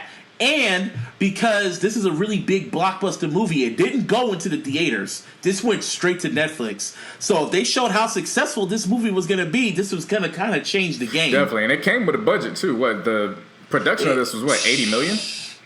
Like, man, this wasn't, Netflix just gave the bag. Yeah, this wasn't That's no fucking. this wasn't no Lifetime biopic shit. Like, this was, they went all out. Netflix even said they're in debt because they got all these ideas, man. Netflix is the what's it called? The Army and the Navy? Shit, and another motherfucking crew. I just look at Netflix, man. You gotta remember how they used to be? Blockbuster could have bought them. I came from Blockbuster. You know, I was a part of that franchise, and I'm just like, they offered you to buy them for $50 fucking million. 50. Yep. And you said that was back when there was still the video people. They were still sending out via mail and shit. They didn't stream yet. They didn't stream. Nah, we the king. They were like they pulled the Nicki Minaj. Yeah, they were like the average consumer wants to come in to the store to get the reviews from our client, from our employees. But you know what and came? Motherfuckers was like Redbox. And motherfuckers was like, the hell we don't. Gas costs money now. And you feel me? The rest is history. And Redbox showed up too, and Game Fix. Pretty much just a whole bunch of alternatives. The Blockbuster came out, and Hollywood Video. You know, they were popping up. Well, Hollywood Video died before Blockbuster was still rocking. Well, at least my Hollywood Video out here fucking closed down before Blockbuster. But yeah, Netflix. Hey man, do what you got to do. When it comes to Will Smith, have you followed him on Instagram yet? Yeah, I have. That nigga's hilarious. Man, him going, he has a YouTube page too, man. Like, him going on Instagram is the best thing in the world, man. He's hella funny. Yeah. And this shows how normal his family is. I'm like, yeah, this dude's funny. So, yeah, so Willow and Jaden, they ain't really so weird after all. They're just like you and me, just hipsters. Oh, yeah. They just do their own thing. Like I said, it took a while for me to warm up to Jaden, especially. But once I realized he just didn't give a fuck what people thought about him. He's just going to do him. I was like, I like that. I respect that. Because he's black and he's rich. Yeah, exactly. Like, the fuck I got to worry about. You feel me? I'm moonwalking on fucking festival stages and shit. With blonde hair. I can rap. Not like my daddy, but I can fucking rap my ass off. Shit. Feel bad for the other kid. Well, I don't feel bad for the other kid. You know the kid from the Just the Two of Us video? Yeah, Trey. Yeah, he did a video with him, and I was like, damn, that's Trey? Oh, yeah, I forgot. He's like my age now. Yeah. Shit. Trey just likes being in the background. Like, I've heard... And when I say I've heard, it's nothing negative. Like, it's actually very positive because you make more money when people don't know who the fuck you are or what you look like. Exactly. Well, now they know what he looks like now because Will took a picture of him. So he doing. Look, all three of them they playing their roles well. Will and Jada and Trey's mama, they all done raised them up right. So shouts out to him. But hey, Will Smith saving Netflix movies and shit. And speaking of Netflix, more Netflix shows are coming out. Netflix. They just got the bag for every fucking thing right now. Unlimited bags. Fucking David Letterman's about to drop some shit, man. That's gonna be pretty dope. David Letterman was like, "Oh, I could get in on this too, for sure, family. For sure, family. Let me go get an A-list guest list that includes the likes of George Clooney, George Lopez, and then he's like, he goes, and matter of fact, let me just diversify my bonds. Let me go invite Jay-Z and the very first African American president. No, our president, the president himself. He got the president up in there, Barack Obama. Not that whole ass nigga in office, but our president, still the 44th president and a half. Culture's president, baby. The 44th president and a half, Barack Obama. So he is. Yeah, that's gonna be really, really fucking dope. I'm gonna tune into that for sure. Oh, everybody is. It's David Letterman. And I know what you did tune into, finally, because I kept telling you to watch it, was Black Mirror. I've always watched Black Mirror. I just never finised them. Because it's like the Twilight Zone. You know how I feel about the Twilight Zone. Twilight Zone is the best series ever created across TV. Every time I go to your house, you still low-key watching episodes. Like, damn, nigga. What? Have you seen all the episodes of Twilight Zone? Yeah. I watch them all. Look, I might as well just put it out there right now. Twilight Zone, The Office. I'm gonna say The Office. Yeah. The Boondocks. I can understand the Boondocks. Yes, the censored Boondocks. It's not really funny when it's uncensored. I don't know why. Yeah, it's not really funny when it's censored. It's more funny. No, when it's censored and you hear the beeping sound, I don't know. It's funnier to me. Like, you know when Tom got pissed off when they lost the fucking. Okay, you're right. That shit had me rolling. He was like, "Mother bitch, fuck." Shit, brick shit. It wasn't as funny when it was like uncensored. But when it was censored and you heard the beeps, that shit was hilarious. You might got a point there. You know what? I'm gonna take you up on that. Same with Dave Chappelle. You might got a point there. I'm gonna take you up on that. I'm gonna watch them. I'm gonna do some research. I'm gonna do some homework and I'll come back with that. So Boondocks, Fresh Prince. Of course. Would be my fifth one. Martin's cool with me, but like. Besides before the fifth season happened. And as much as I enjoy like watching the older stuff, like when you're a little kid, you miss all the innuendo, so you don't catch it till later. You know what I mean? Mm-hmm. I mean, it's in my top 10. We'll put it at 5 for now. I'm sure I forgot. Okay. See, I don't have shows I rewatch. Maybe there was Xena I rewatched, Buffy I rewatched, Breaking Bad I still need to rewatch because Breaking Bad's just the greatest show ever. You're wrong, nigga. You're wrong. It's the Twilight Zone. One of the greatest shows of ever. How Twilight Zone is the greatest series ever created. Don't you? Over The Wire? Yes. Oh, thank you. The Wire. Wow. The Wire goes in over Martin. Thank you. Okay. Well, I can see that. Well, yeah. So Black Mirror, man. Let's go on to the fourth season. Yeah. You did. Yeah. So I didn't watch episodes. I won't call them episodes. Yeah, episodes. I didn't watch episode 3 and 6. But I saw the other 4. Okay. So USS Callister. As far as I'm concerned, that's the best produced episode of Black Mirror. That should have been a fucking. I heard they might make that into an actual series. That was probably the pilot that we watched because it was really, really amazing. Good. And so speaking of Breaking Bad, we got Jesse Plemons who played Todd in Breaking Bad. Well, he's also what's his name? If you ever watch Friday Night Lights, he was Lowry. That's how I see him, but they call him Meth Hardy. Right. And so then you got Jimmy Simpson, who's been in shit. What hasn't he been in? Kristen Milotti, The Wolf of Wall Street. And then Michaela Cole, which the UK TV series you put me on. Yeah, Chewing Gum. Thank you. She was also in Star Wars for a really, really quick second. Super quick. They headlined an All-Star. Look, this episode was amazing. Because we can't spoil it. Y'all gotta watch it. Are you serious? This shit's been out for a while. No, I'm just fucking with you. Yeah, that's true. It's Netflix. Yeah, you might as well talk about it. When the episode opened up and everybody's all cheery, I'm like, oh, okay, like we're actually gonna do a whole episode in space. And then then they show Todd regular, head's balding like LeBron. He goes in, he don't look like he amounts to shit. He asking for coffee. Motherfuckers looking at him weird, like, who the fuck is you? Come to find out, he is the damn CTO, CFO, whatever of the company. He's just a fucking outcast.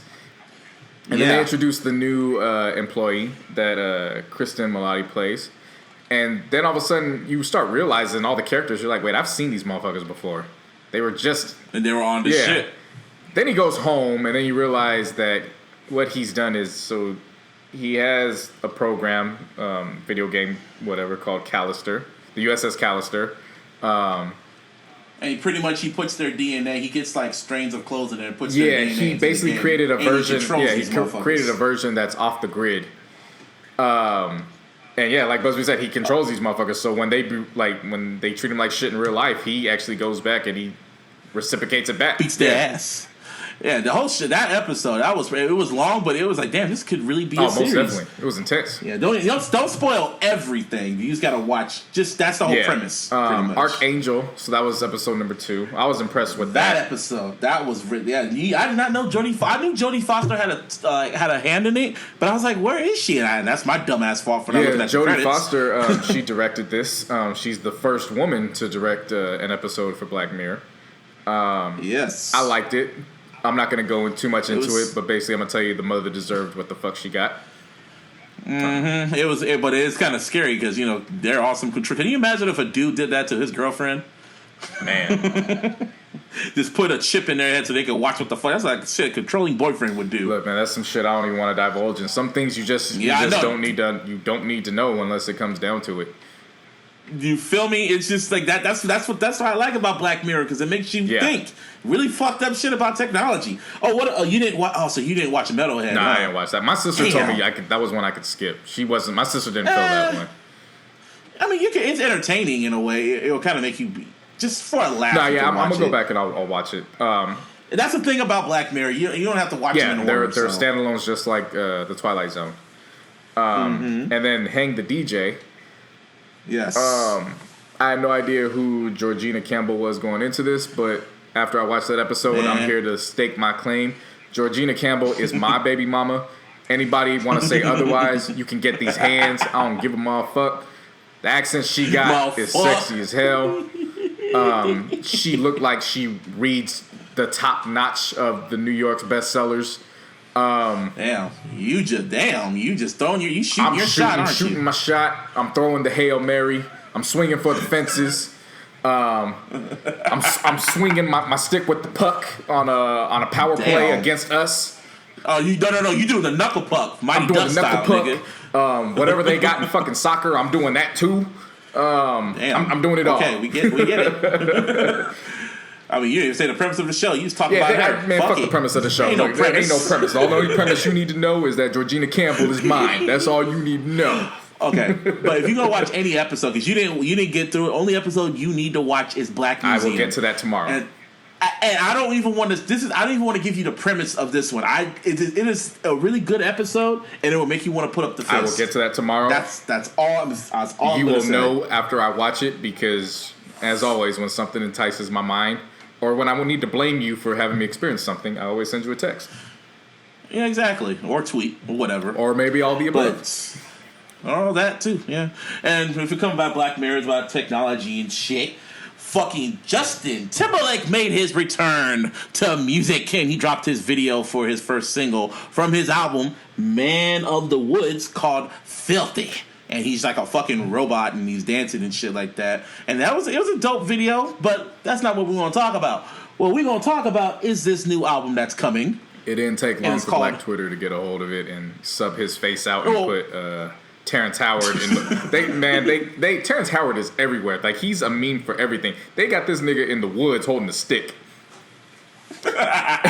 And Maine in the woods. Maine in the woods. But Black Twitter was kind of pissed off because they were pissed off. They were thinking they were calling Justin Timberlake a culture vulture because when you see the trailer for the album, he's in the woods. He's looking extra white. He has his beard all grown out. He looked like a fucking what are those? A hunchback? Not Grizzly a hunchback. Adams. What are those? Grizzly Adams, lumberjack. That's what he looks like. Looking like a damn lumberjack and shit like that. And dude, Black Twitter was jumping to conclusions, saying like they're bringing up the whole Janet Jackson shit. They're bringing up how he said the whole little all lives matter shit. In their eyes, he was a racist. He was an undercover racist. Like all the shit he's done. Looking up to Michael Jackson, doing songs with Pharrell, doing the Charlie Wilson shit on BET Awards, like, and you thinking he's undercover racist? Like, really? He's like, he didn't support Janet Jackson, and this is the one thing I want to talk about. When every black person that brings that shit up about how he ditched Janet Jackson for the whole Super Bowl shit, let's do a scenario for you. What if it was Usher that got himself in that situation, and he ripped off and he showed off the titty, and they all attacked Janet J. They attacked both of them, because you remember they attacked both Janet and Justin Timberlake. You remember that, right? So what if they talked to Usher and Usher said the same shit that Justin Timberlake said, like, "Hey, bruh, I didn't know about it. I just did this. Hey, man, pretty much I got money to make." What would have happened? And this is. No. But I'm just saying, do you think he would have did that? Like, if you put yourself in Usher's position when Confessions was about to come out, he needs to sell records. I know damn good and well that if he went that route, we wouldn't take Confessions for what it is and how we recognize it today. I can assure you that. Really? You think I so? definitely will. I will put that on Front Street. Look, I'm not saying that Justin Timberlake did that shit on purpose. But his people probably told him that. But I will say this, and shouts out to the legendary Paul Mooney. Everybody wants to be a nigga until it's time to be a nigga. It's time to be a nigga. I will say that. Yeah, I'll give you that part. But all I'm gonna say is lay off that white boy. Shit, gave us Future Sex love sounds. Now, nigga. Throughout his solo career, there's not much bad to say about Justin Timberlake. But with this single, Z, that's you. That's no, it ain't just me. That shit knocks. It ain't just me. I don't give a fuck. Only opinion that matters is my black opinion. That's fine. And Busby says that that's filthy. That shit is not. I don't know what it is. That's a really Peter Gabriel, Jamiroquai, a little bit of Michael, a little bit My of nigga fucking said Prince. Jamiroquai. I don't know what it is. That's how you know we getting old as fuck. My nigga said Jamiroquai. Futures laid out, virtual insanity. Good Lord. Yeah, come on, bro. Yeah, that's what it kind of sounds like to me. Peter Gabriel. It may have sounded like that to you. To me, and that's all that but matters. To the majority that I represent. Fuck them. That's what Trump says. To the majority I represent, I listen to this shit 5 times, and I listen to it all weekend. Good for you. I'm gonna tell you right now, I listen to it 5 times. To it again. And not one time. I'm telling you, 2 minutes in, I'm like, okay, the groove's gonna kick in. The groove's gonna kick. No, it ain't. Where's the fucking groove? Where is this it? ain't the clean version. Come on. Nah. What didn't you like about it? What was it to you that wasn't hitting you about this record? I'm just curious. I think the mixing of his vocals, most importantly, like, I think, you know what, I will say that the mixing of his vocals didn't appease me. And I think it threw everything off. Timbaland and Danger produced it. Timbaland and Danger produced it. Yeah, of course. Which is why I was so let down by it, because I'm like, wow, that formula is pretty much Teflon. But it kind of reminded me of Sexy Back a little bit, because I didn't like Sexy Back when it came out. I remember when that record came out, I wasn't feeling it. I enjoyed Sexy Back when it came out. Look, man, I was a teenager. I went to an all-guys high school. We had 2 all-girls high schools close by. One of them threw a mixer like 2 weeks after it came out. And I had a nice young Sexy Back getting thrown on me, and I was like, this song is the greatest. So maybe you need to go to a bar, and when that song comes on, that female's twerking on you, you're probably gonna like the song. There's a lot of songs that I call trash that in the heat of the moment when the back gets twerked on me, it's the greatest song on the planet. But at the same time, once it's done and my head is no longer in my pants, I can focus again, and I'll tell you straight up, look, it was good for that moment, but the shit's still trash. I'm not necessarily gonna call this trash. I'm just gonna say for now I'm not feeling it. Man, I don't know what it is. See, this wasn't how I felt with Walk on Water. I can tell you that. So that's why I'm not gonna call it trash. You know what I'm saying? I'm just not feeling it right now. We'll see how it plays out. I'm feeling it. But anyway, it's the first track on the album actually, and pretty much what's gonna happen. It said 1 of 4 when I looked on his Instagram. It's pretty much every week he's gonna drop a video and song from the album, and it's going to lead up to the release of the album. And if you listen to the song, it sounds like it's going to lead into the next track. And if you see the trailer for it, you can hear how rock, like how country, I guess, or bluegrass it sounds and shit like that. I feel this is gonna be like his To Pimp a Butterfly, as in how everything gonna connect in the end. You know what I mean? And there's some features on. There's 2 features. And it's gonna be Chris Stapleton and Alicia Keys. Yeah, see that Chris Stapleton one. Look, man, y'all need to know. I'm in tune with my country music. And Chris Stapleton, one of the best damn songwriters out there. Shout out to my nigga Cam. Cam had to remind folks over the weekend that just because you black and brown don't mean you can't enjoy some good country music. Man, Garth Brooks, nigga. If you actually listen to the lyrics of country music, like Ice-T once said, country music and hip-hop is basically cousins. You just got to pay attention to the shit. You listen to them lyrics, they say some real shit. Y'all thought rappers go hard on women? Like, these country singers go hard on a bitch. Dude, there's a song called Fuck You, Bitch. Yes. And I thought that was a parody until I looked it up, and I'm like, this is a legit video. With millions of views. Yes. There was one song, it wasn't that, but the lyrics basically, dude was pissed off, his girlfriend was fucking around on him, and he threatened to drive 80 miles per hour and throw the damn dog out the window. And I was like... and I was like, yo, that's a little overboard because I love my canines, but I can fuck with this nigga because he's going through some shit, and I can relate to that. You feel me, though? See, and that's and everyone on Black Tree was like, oh, wow, Justin Timberlake gonna drop a country album? Man, I ain't gonna listen to no country. And I'm going like, y'all just forget that he's white? Justin Timberlake's always been white. Like, he's never wanted to be black. Well, he did have the Cornrows with NSYNC, but I don't know about all that. I mean, that's what I'm saying. Yeah, I said the Cornrows. He was in the same. I'm not saying anything about M. I'm just gonna say, when Do-Rag M was popping, so was Timberlake. Cornrows Timberlake. Hey, that should be the cover. Cornrows Timberlake. Cornrows and do-rags. That might be the title. Cornrows and do-rags with a picture of Justin Timberlake with Cornrows. And Justin Timberlake hates that picture too. He's like, I remember one time someone posted a picture and he posted it on his Instagram and he felt hella salty. He's like, oh, so y'all trying to play me posting this old NSYNC picture of me, huh? He was... Like, you the one that agreed to take it, not me. You the one that was in the group, bro. So don't get all mad at us. But yeah, Man of the Woods. This is leading up. I think this is leading up to the Super Bowl because the album comes out February 2nd, and it's leading up. It's like the weekend. It's the Friday before his Super Bowl, the halftime show for the Super Bowl, and fucking what else? There's something else I want to say. Super Bowl show. And yeah, also a week after the damn, it's like the week after the Grammys. Right.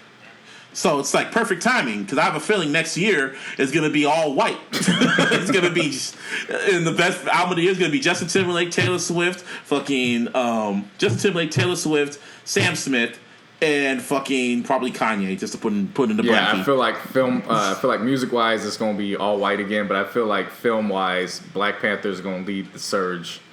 For some black films that are going to start coming out. We'll see how that plays out. But yeah, shout out to Timberlake, so we might as well, that's like a leading into our reviews for the little music that came out. Some music that came out. Normally we would, again, I told everybody straight up, once the Illies came out, leave us the fuck alone for a few weeks. We enjoyed family time, sleeping time, relaxing time, and all that. But Lil Wayne said, Yeah, we already knew he was coming out. He was going to drop Dedication 6 on Christmas for a few weeks. I didn't care to listen to it, but again, we do this for y'all. With that being said, let me pull up this track list real quick. You sound so just. I mean, I didn't want to, I didn't want to pay attention. I don't want to tell you. Let's just talk about some highlights and then just leave it from there. Damn it. The DNA freestyle was decent. No, it wasn't. Decent. No, it wasn't. With a capital D. See, if my friend's listening to this, Gabby, if you listen to this, I'm sorry, but it just didn't hold up. I'm sorry. The whole album was just, the whole mixtape was just blood. He had his moments, but it was just blood. I'm like, I'm never gonna listen to this again. It starts off with Fly Away. You hear the lighter spark up, and you're like, that's the thing with Wayne, and it sucks too because no matter how bad I've trashed him, As soon as I hear the lighter spark, it's ultimate nostalgia, and I'm like, okay, maybe this time he can put it together. Wrong. I'm not even gonna give y'all some sympathy shit, or like I'm not even gonna play with y'all like that. Like we just gonna get right down to the nitty gritty. Fly Away and Every Day We Sick, I was not fucking feeling. I went back and listened to this project 3 separate times. Damn, 3 times. I wasn't feeling it. You better than me. Now when we get to Boys to Menace with Gutta Gutta, first of all, I ain't heard Gutta Gutta in a while. It was actually I haven't heard Gutta Gutta since man, it was refreshing to hear from Gutta. He actually fit that. He fit that track. It worked well. Wayne configured his flow to match lyrically, so it worked. Eureka with Hoodie Baby. I had no idea who the fuck Hoodie Baby was before this. Who the fuck is Hoodie Baby? I'm intrigued about Hoodie Baby. I'm not gonna front with you. His 2 features on this project have me intrigued. Now we get to 5 Star with Nicki. That was just Garbage. trash. Basura. I mean, the whole shit about it was trash. Even Nicki's verse was trash. I mean, I remember at first I heard it, I was like, oh, it was kind of decent. And then I re-listened to it again. I just randomly went back and re-listened to it. I'm like, nah, this is trash. Because you know what it is? It's a testament to that damn Rockstar beat. That you can put anybody on that fucking track and they're gonna sound halfway decent. Yeah, I went back and even on the first listen, I was like, eh. But then I went back and re-listened again, and it just got worse and worse from there. So I didn't even waste time with that. You really going through you really going through the whole fucking mixtape? No, I'm not. Yeah, I mean, I'll skim through this. EXO Tour Life was That's another testament to. No, that shit was trash. That's another testament to the production. The Lil Uzi too. Let 'Em All In was interesting to me because it had the potential. It just you know what it was? They didn't have the enthusiasm I was looking for. Like Corey Guns was rapping his ass off, but Corey Guns is that wild card. You know what I mean? Where it's. You know he can. Corey Guns. You know he can rap. Corey Guns. But he just don't have that character to like be that star. Corey Guns should have signed with Nick Cannon, and maybe he would have a Kalani type career. Did, but they merged the deal with Young Money. Oh well, damn. Well, shit. He just sucks then. Young was pure ass. Like it was just ass. And I'm not talking about good, wholesome, thick. Nicely shaped ass. I'm talking about this is stank booty ass. Well, then not even wash your ass. Like, ass. This is go home and wash your ass for 2 days straight and don't come out. Well, damn, that's pretty harsh. The track with Zoe Dollars. What's next? I haven't heard about Zoe Dollars, but you know my boy Devin. Shouts out to big bro Dev. He got his production company where they, they're basically behind the scenes and putting on. Production for a lot of these music videos. He produced Zoe Dollars' single that features Chris Brown. So that's only how I recognize the name. But I heard his verse on this, and I actually want to go check out some Zoe Dollars. Like he impressed me.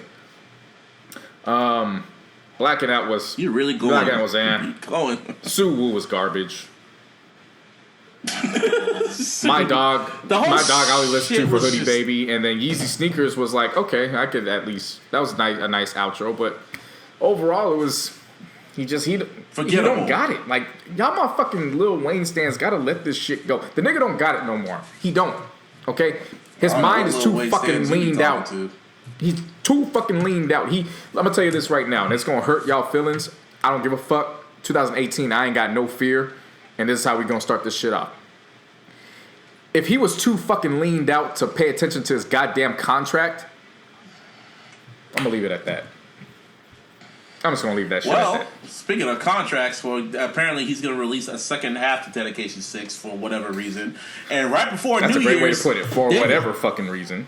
For whatever reason, they dropped, I guess, the first part of the second half, which I don't think it's ever going to come out, is the Family Feud freestyle with Aubrey. Now this I like. And yeah, and it's funny because they released that freestyle the same day the video dropped. But I was like, I don't know if that was deliberate or whatever. Deliberate. Of course, Drake is always sneaky like that. But Drake rapped his ass off on this shit. When Drake is focused, man, he can rap his shit off. He should have just kept the whole beat for himself because he rapped his ass off on that shit. I think he listened to a few episodes of our podcast last year. He probably did. When he's focused, he sounded really angry too. Especially when he did that little slight diss to Apple Music, kind of saying that he needs a little bite of the apple. And I was like, oh really? Hey man, look, Jay was trying to put him up on game. He didn't want to pay attention. Hey, man, you didn't want to go to Tidal. Look what happens. You didn't want to go to Tidal. Now you just trying to get a bite out that apple. How does Ho laugh? Nah, that ain't it. Whatever. Family Feud, but yeah, he freestyled. He said the shit. And also, side note, I remember after this freestyle came out, like a week or two after the freestyle came out, it got announced that Jimmy Iovine's leaving Apple Music. Now that's interesting because reports are coming out. He even said in meetings that there's no money in streaming. And if he's jumping ship pretty quick, that should tell you he's leaving in August supposedly. So if he's jumping ship, he sees something, and everyone should pay attention to that. One of Dre's gonna leave with him. Yeah, I mean, the thing of it is with them is, they got a great fallback on this device called Beats. So they ain't really tripping off of that. But you are correct, and people need to pay attention to what he's saying because he is probably one of the most important tastemakers that this culture has seen when you just factor in everything that Interscope has done. For hip-hop, period. When Jimmy Iovine speaks, you got to pay attention. Like he ain't just talking out of his ass. So Drake should pay attention here, and well, he probably knows. Yeah. So yeah, but anyway, when it comes to Weezy's fucking, I guess, part of that damn song. I mean, he rapped, and then at first I really loved it, and then towards the second half, it's like, okay, nigga, shut up. You know, it sucks too because I will say this about Wayne. Lyrically, he was on point for D6. The problem is he kept trying these new flows and shit. And like one song would be he put a lazy flow on a track that needed a aggressive flow, and then he do vice versa. So like, I don't know about cats that how they listen to music. For me, it's the overall presentation. Like I can't just hear bars. Like it's how you flow. It's the production you jump on. It's the whole package. Yeah. That should get lost in translation because I know some hardcore Wayne stands that were all up in my mentions pissed off, and I'm like, yo. Pissed off? What are they pissed off? You mean excited? No, they're pissed off at me because I wasn't, wasn't going to succeed to the fact that this was good. No, I'm not buying that notion. You can sell that stock easy. Well, damn. Yeah, his verse on this was... I knew he was talking about something, but it's just the flow wasn't matching, so whatever. How old is Wayne now? Shit, he's born 82, so 36? Like 35? 35, 36. Damn it. And he still hasn't... He's shown no damn growth, in my opinion, but whatever. Yeah, he peaked at Carter 2. Carter 3, he peaked. Carter 3 was just him making it mainstream. No, I'll take that back. No Ceilings is when he peaked. I'd say No Ceilings. You're right. I'm peaking wise. Yes, you're right. It was around that time frame. No Ceilings, but yeah. Sorry, Weezy. Anyway, listening to some decent albums. Travis and I'm about to call him Quavo. Yeah. Quavo or Quavius, so the day King before Quavius. We planned on, which we dropped the Illies on Friday the 23rd. Out of nowhere, the day before the 22nd. Quavo and Travis were both on their social media, and then after a while they're like, man, fuck it, we just gonna drop this album tonight. And I was like, well, I was like, all right, for sure. Like, thanks, assholes. So we had to, and of course everybody's hitting both of us up like, when we gonna get the review? And again, I'm like, motherfucker, we are on break. Leave us alone. They hit you up. They didn't hit me. 'Cause they knew how I felt about it. Very just block, because I'm tired of collab albums. Leave that shit in 2017. Before we do this review, I'm going to say a public service announcement. No more collab albums. If your name is not J. Cole and Kendrick, if your name is not Kanye and Hove, if you're not Hove and Beyonce, if you're not even Eminem and Royce the 5'9", if you're not one of the major heavy hitters in hip-hop right now, do not drop a collabo album. Do not. Yeah, that's your public service announcement from Busby. From me, I actually like these projects. I actually heard that Takeoff's collaboration project is going to be with none other than Lil Yachty. And as much as I have to say about Lil Yachty, I will have to admit to you, I'm a little intrigued. So we'll see if that comes to fruition. But for now, we got this 1/3 of the Migos, and of course LaFlame. Huncho Jack Huncho. I will say this up front. I enjoyed this shit on first listen.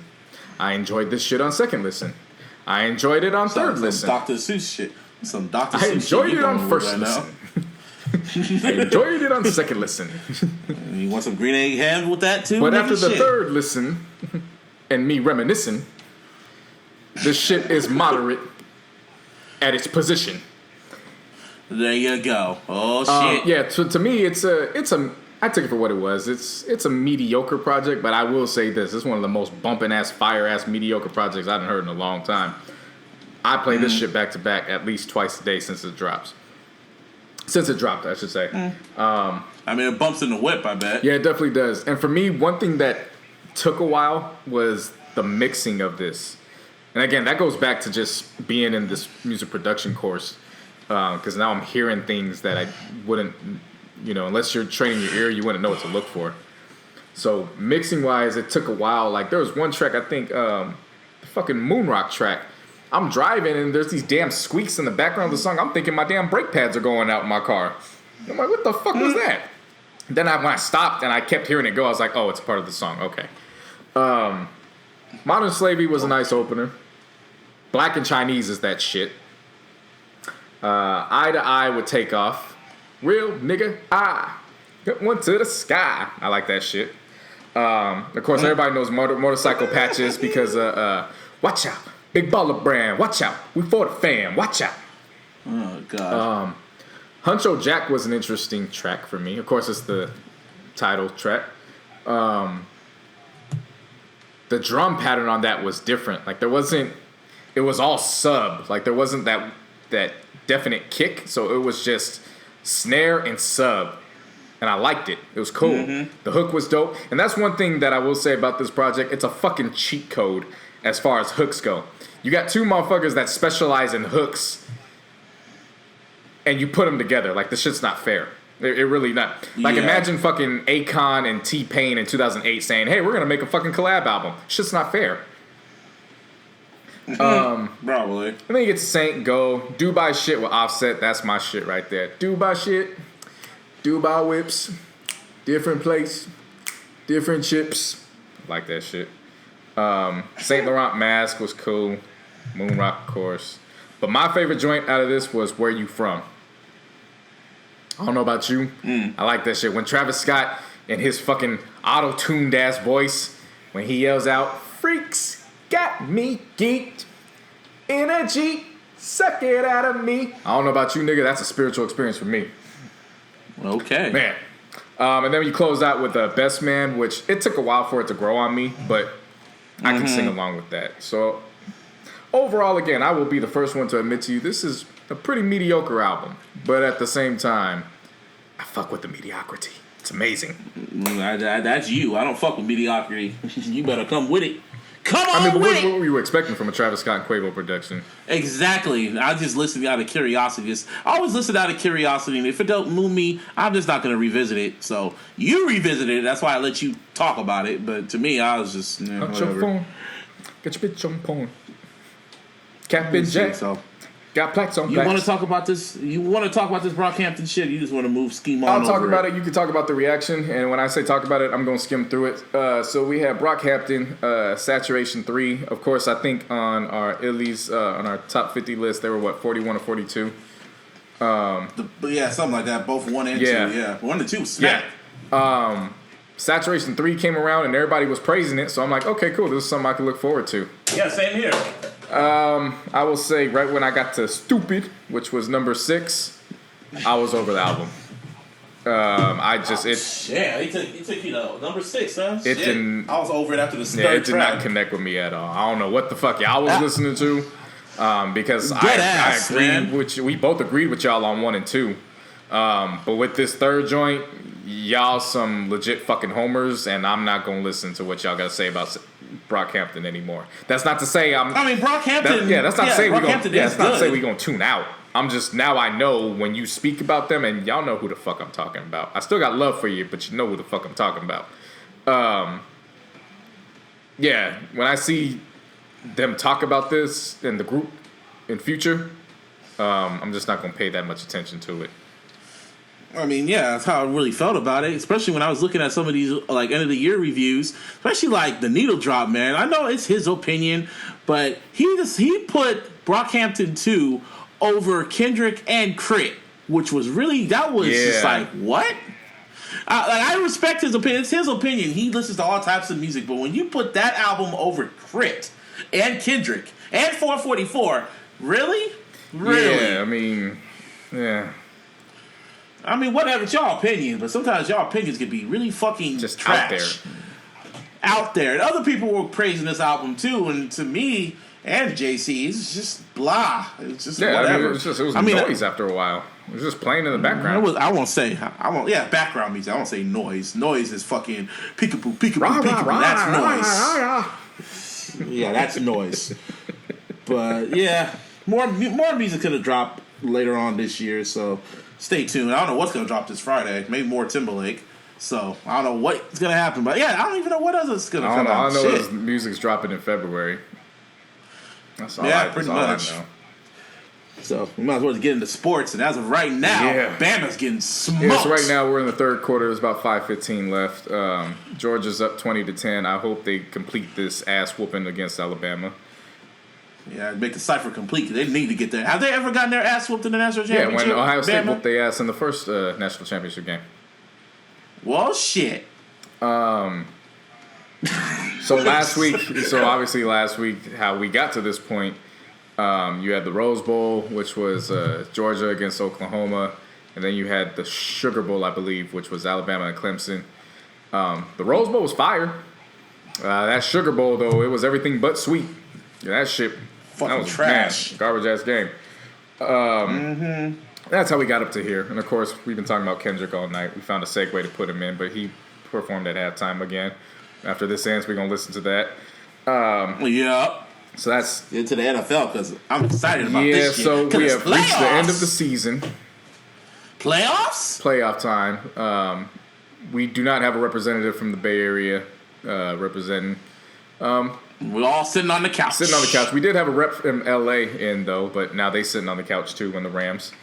Yeah, well, let's talk about this, man. Your Raiders gave John Gruden the bag. Yeah. The bag. So I want your opinion before I go and laugh. So there was a report that came out in regards to. Okay, so let's rewind it back even further. We get to the last game against the Chargers. It's a very ugly game. That nigga's pissed off on the sideline. Oh, he real mad. He big mad.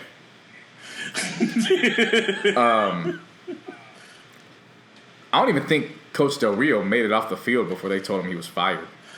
That's what I was like, man. I was like, the game over. I look on Twitter like, oh, he fired. Yeah, I'm like, oh, and so shit. Of course I'm like, damn, that sucks. But it's what have you done for me lately business, and that's just how it goes. Yep. And you can't start your tenure going 7-9, make the playoffs your second year, and then your third year start off worse than you did when you were 7-9 by going 6-10. That's not gonna work. And then the report came out. Whoever the journalist was that got this report, he knew his shit, because I didn't even think this information was gonna leave the facility. Basically what happened was Coach Del Rio, Coach Tice had sold Mark Davis on the fact that Coach Downing, who was the quarterback's coach at the time and this year the offensive coordinator, told him that he had 5 or 7 offers from other teams to be an offensive coordinator, and they needed to jump on it to keep him. So that's how Coach Musgrave ended up with being outed, and he ended up in Denver. Well, at some point throughout the season, Mark had a conversation with them, like, what the hell's going on? Because the offense doesn't look good. I thought you said Coach Downing was going to be heralded by other teams. And that's pretty much when shit hit the fan, and they basically conspired to get Coach Musgrave out. Coach Downing didn't have any offers, and that's how Coach Del Rio and the staff ended up being fired. Damn. That's crazy. I like Jack Del Rio too, man. I was like, I really thought for sure he was going to take you guys to the promised land. Definitely thought it was going to go down that way. Obviously, because I had relationships with everybody involved, it was unfortunate to see it being played out. On one hand, with Coach Del Rio, it sucked him being the East Bay hometown hero, coming back to the town to rep the team. On the flip side, though, now that I know the full, not that I already knew, just the fact that it came out now. Yeah. On the other hand, I got a lot of love for Coach Musgrave because Coach Musgrave was the one that recommended to Coach Del Rio to get the other end zone shot, which allowed me to travel my last 2 years when I was with the team. Shout out to him. So it's an ugly mix-up. It's unfortunate that it was the coaching staff is what led to pretty much the demise of the end of the season. There was another report saying that after the Chiefs game in week 14 or 15, whatever week it was, coaching staff berated Derek in front of the rest of the locker room. And you just it can't go down like that. But where there's a door closing, there's always one that opens up. It's a new day. Yes, it is. It's a new day, but it's a returning day.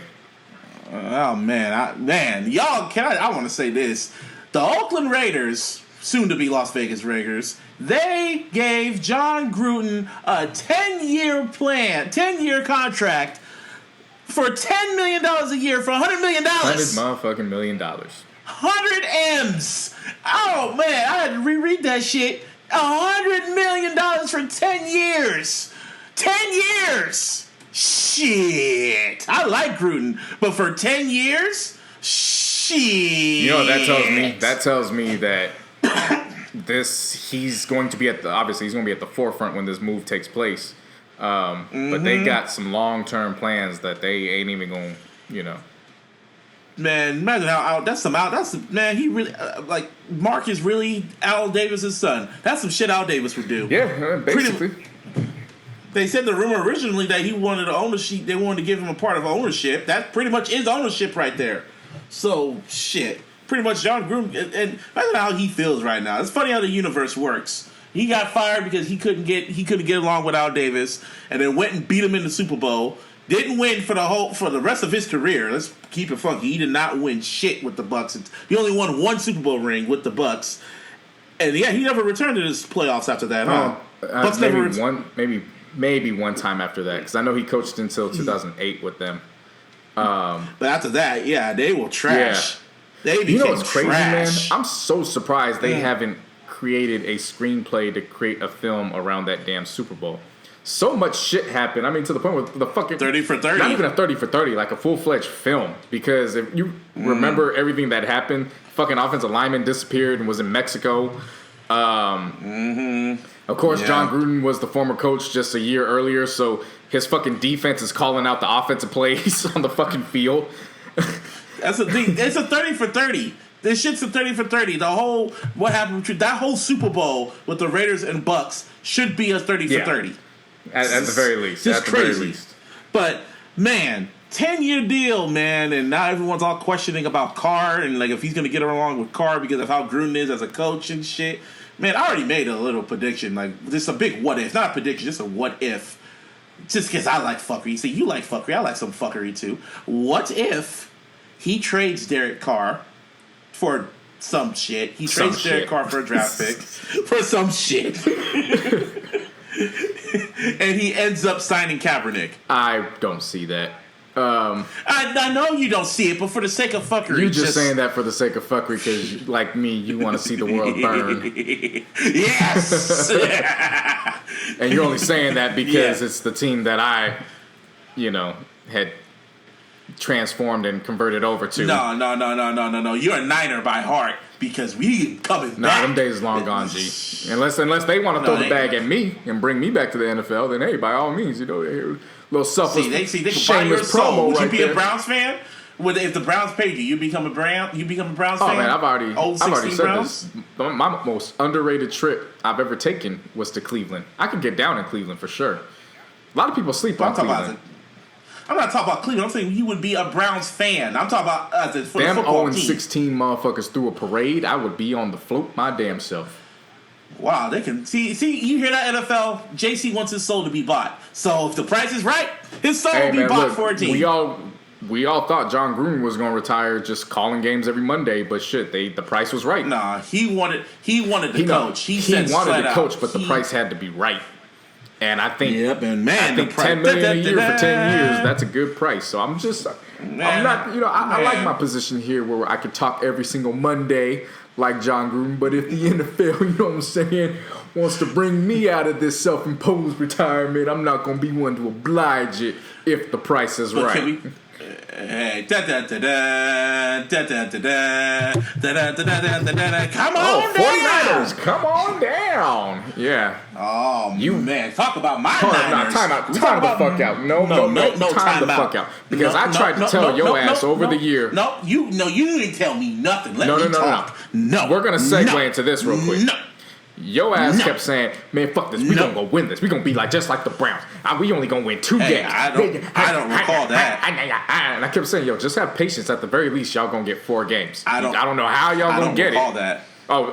I don't recall that. My ass. We could go back to the damn whatever episode it was where we were doing the season predictions. We go back to that episode. That was another Busby. I don't know that Busby. That was another. I told you, Trev, I don't know how y'all was gonna get 4 wins, but you was gonna get at least 4 wins, and you ended up with the same record as us. Tell me shit. Hey, you didn't tell me shit. You didn't tell me nothing. We have hope.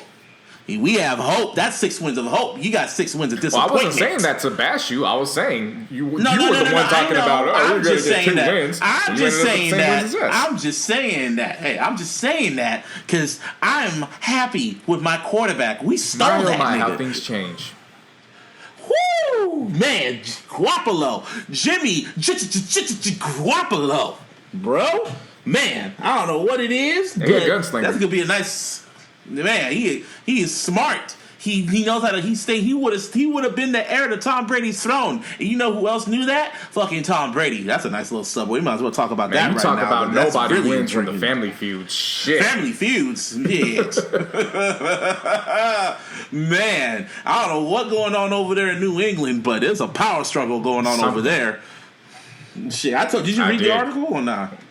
Man, just that ESPN article, man, they just pretty much say, in a nutshell, Tom Brady knows his time's coming up, and he pretty much felt Jimmy Garoppolo was a threat, so he pretty much convinced the fucking owner to trade him. There was a conspiracy in Oakland, and apparently there was a conspiracy in New England. And they're saying, people within New England are pretty much saying, this might be the last year with all 3 of them. And then by the way, I'm looking at it, Belichick's gone. Not Brady, not the owner. Belichick's going to leave. And I think he's going to destroy the team from within. The thing of it is that they did ask him, I don't know if it was yesterday, but it got reported today. They did ask, do you want to come back? And he said, of course I want to come back. I'll be very surprised if he is gone next year, but I will say we're likely looking at the last days. The end of a dynasty. The end of a dynasty. That pretty much that 28-3 comeback was the beginning of the end. They basically got rid of the future just for... And I mean, again, when Tom Brady came back and he won last year, I had to call it for what it was. I had to let go of the Joe Montana praise. Tom Brady's the best quarterback we've seen. At the same time, he is nowhere near his prime. He's literally 1 hit away from having to call it quits. Yep, and Belichick knows that. Somehow, some way, you allowed him to talk you into getting rid of the person that was going to take over. Allegedly, you got to keep saying, you got to say that because of course they denied it. You can do that politically correct bullshit all you want. This is the NFL, baby. Yeah, of course. And I know the politically correct bullshit that gets spewed out. That's politically correct bullshit. Yeah. Oh yeah, I believe that because he got rid of both his quarterbacks. Yeah, that's the thing. And they're saying, what's his name to Indy? And they said, and then hearing the day after the fucking trade, he comes back on Tom Brady comes back on the field all happy, chopping it up with Brian Hoyer and shit like that. Ain't that some shit though? Like, oh Jimmy G, you were so good for us. We're gonna send you to California. Oh, you nigga, we just gonna send you where the KKK's at. Go to Indy.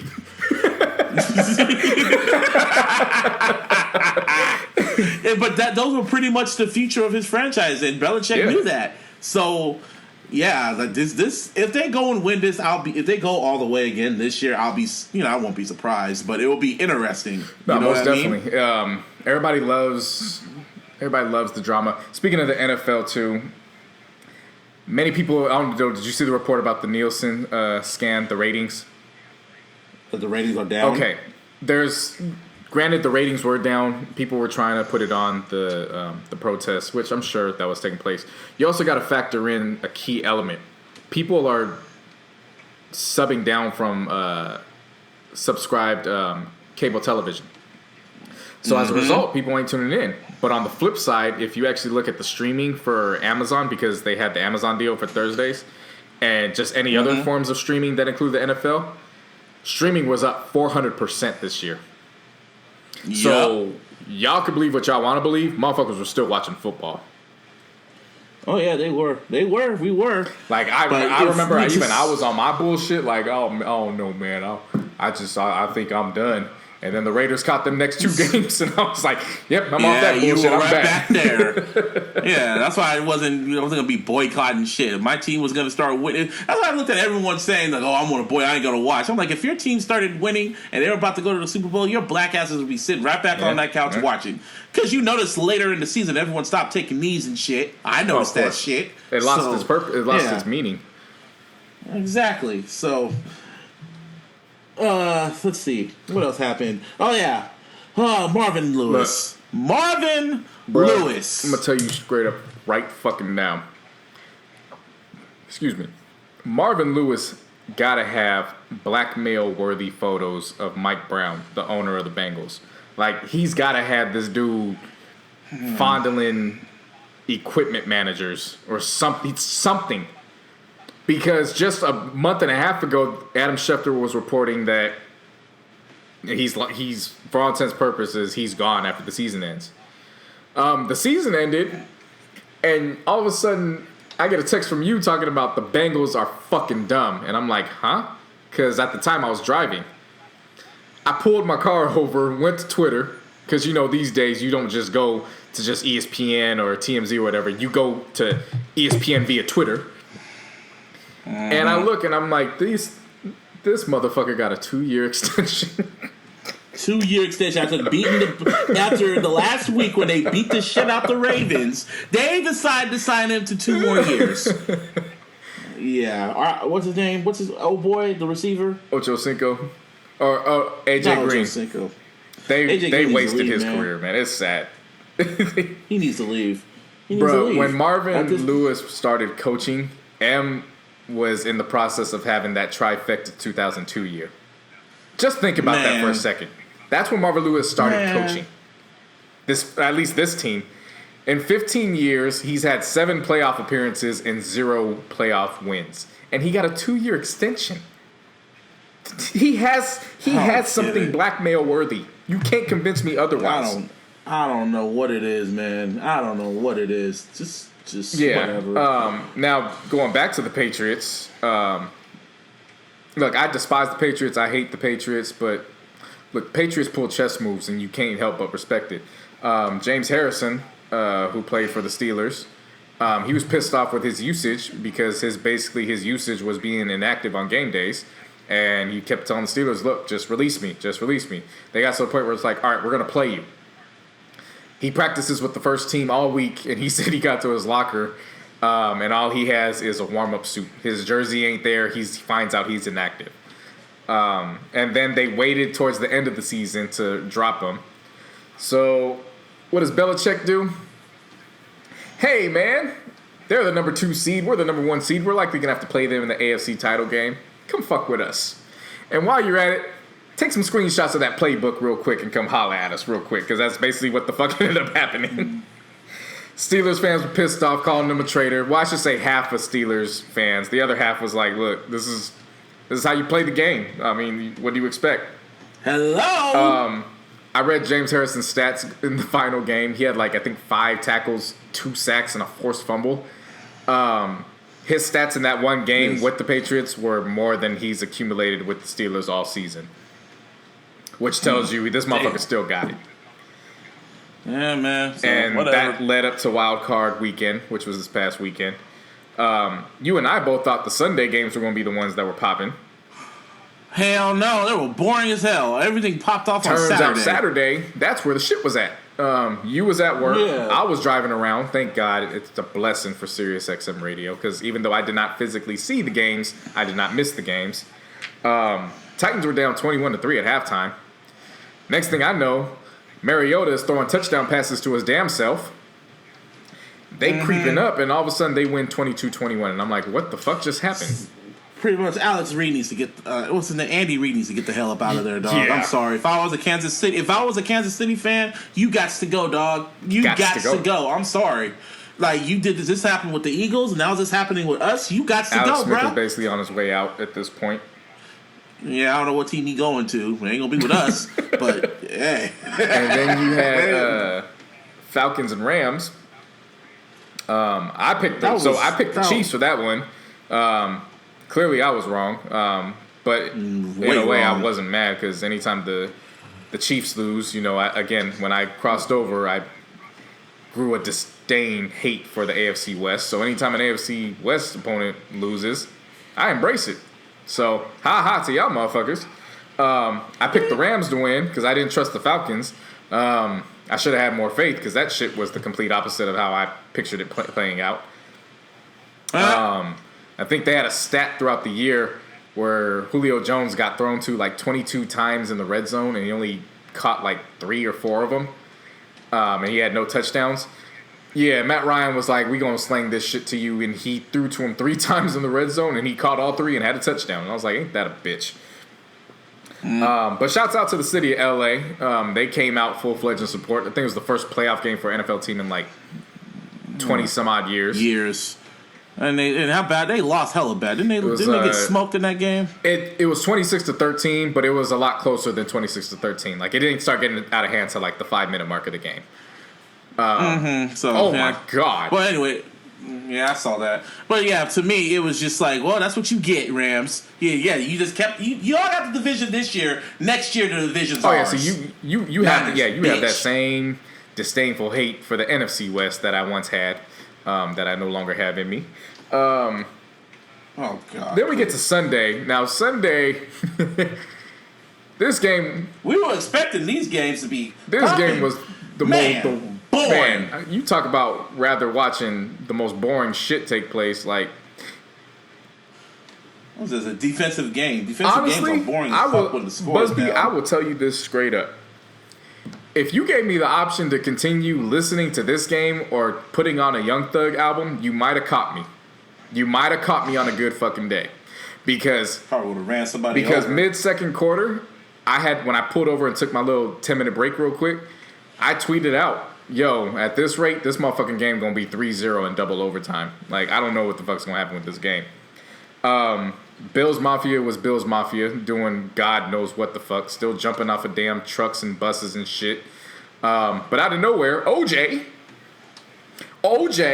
he shows up in a Shady McCoy jersey, and right then and there, I knew their season was going to end. I knew the Bills were going to lose, period, man. Shit. I didn't need OJ to wear a jersey. Right then and there, I knew the Bills were done, and that boring-ass game ended. Bortles actually... A lot to very little. It wasn't even a lot to little. It was 10-3.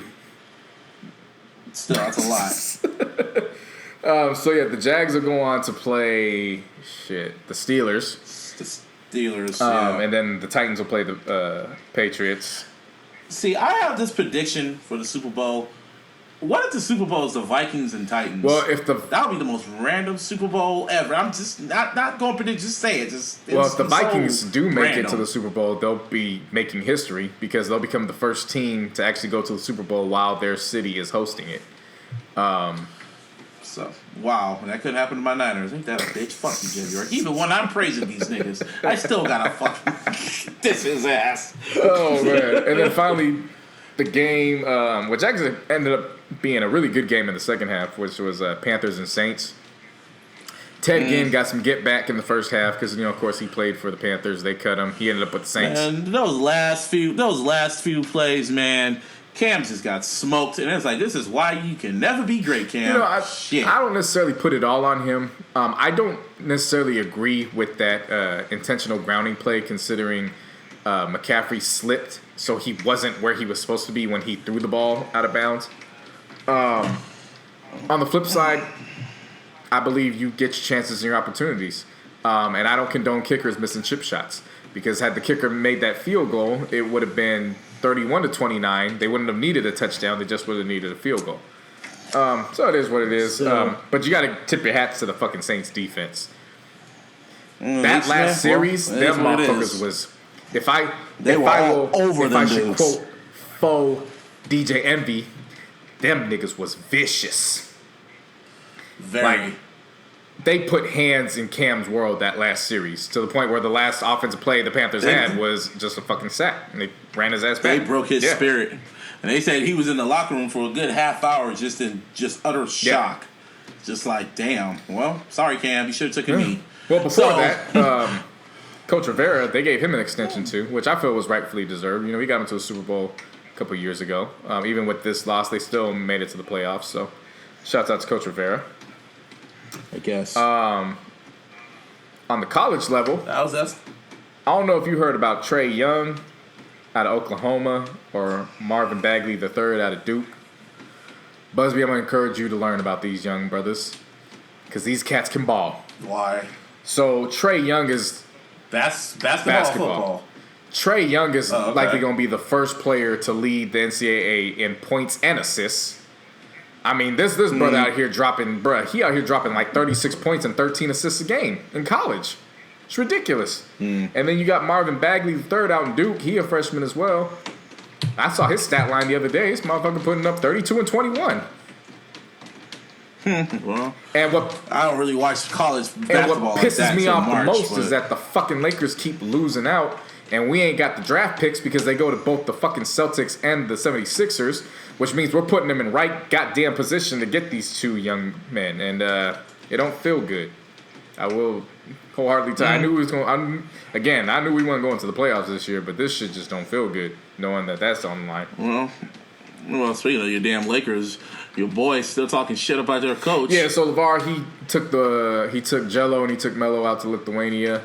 Everybody keeps bitching and complaining. Nobody likes them. Nobody pays attention. Well, apparently they do, because ESPN sent reporters out to Lithuania, and they don't send reporters out to Lithuania.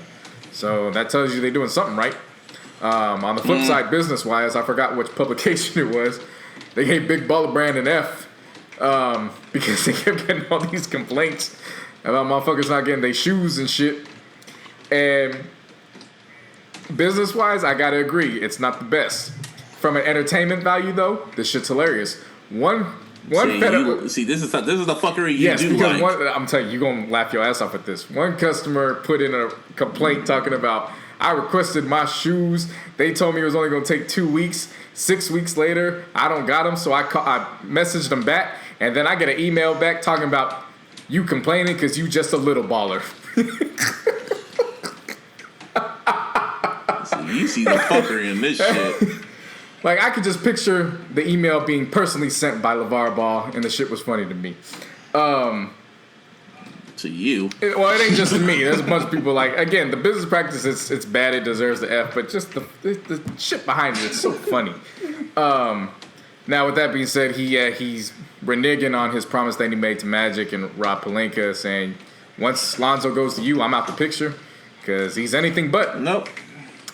He's always in the damn picture, man. He can't keep his mouth shut. And it sucks that it had to be Luke, but what he's saying isn't completely wrong.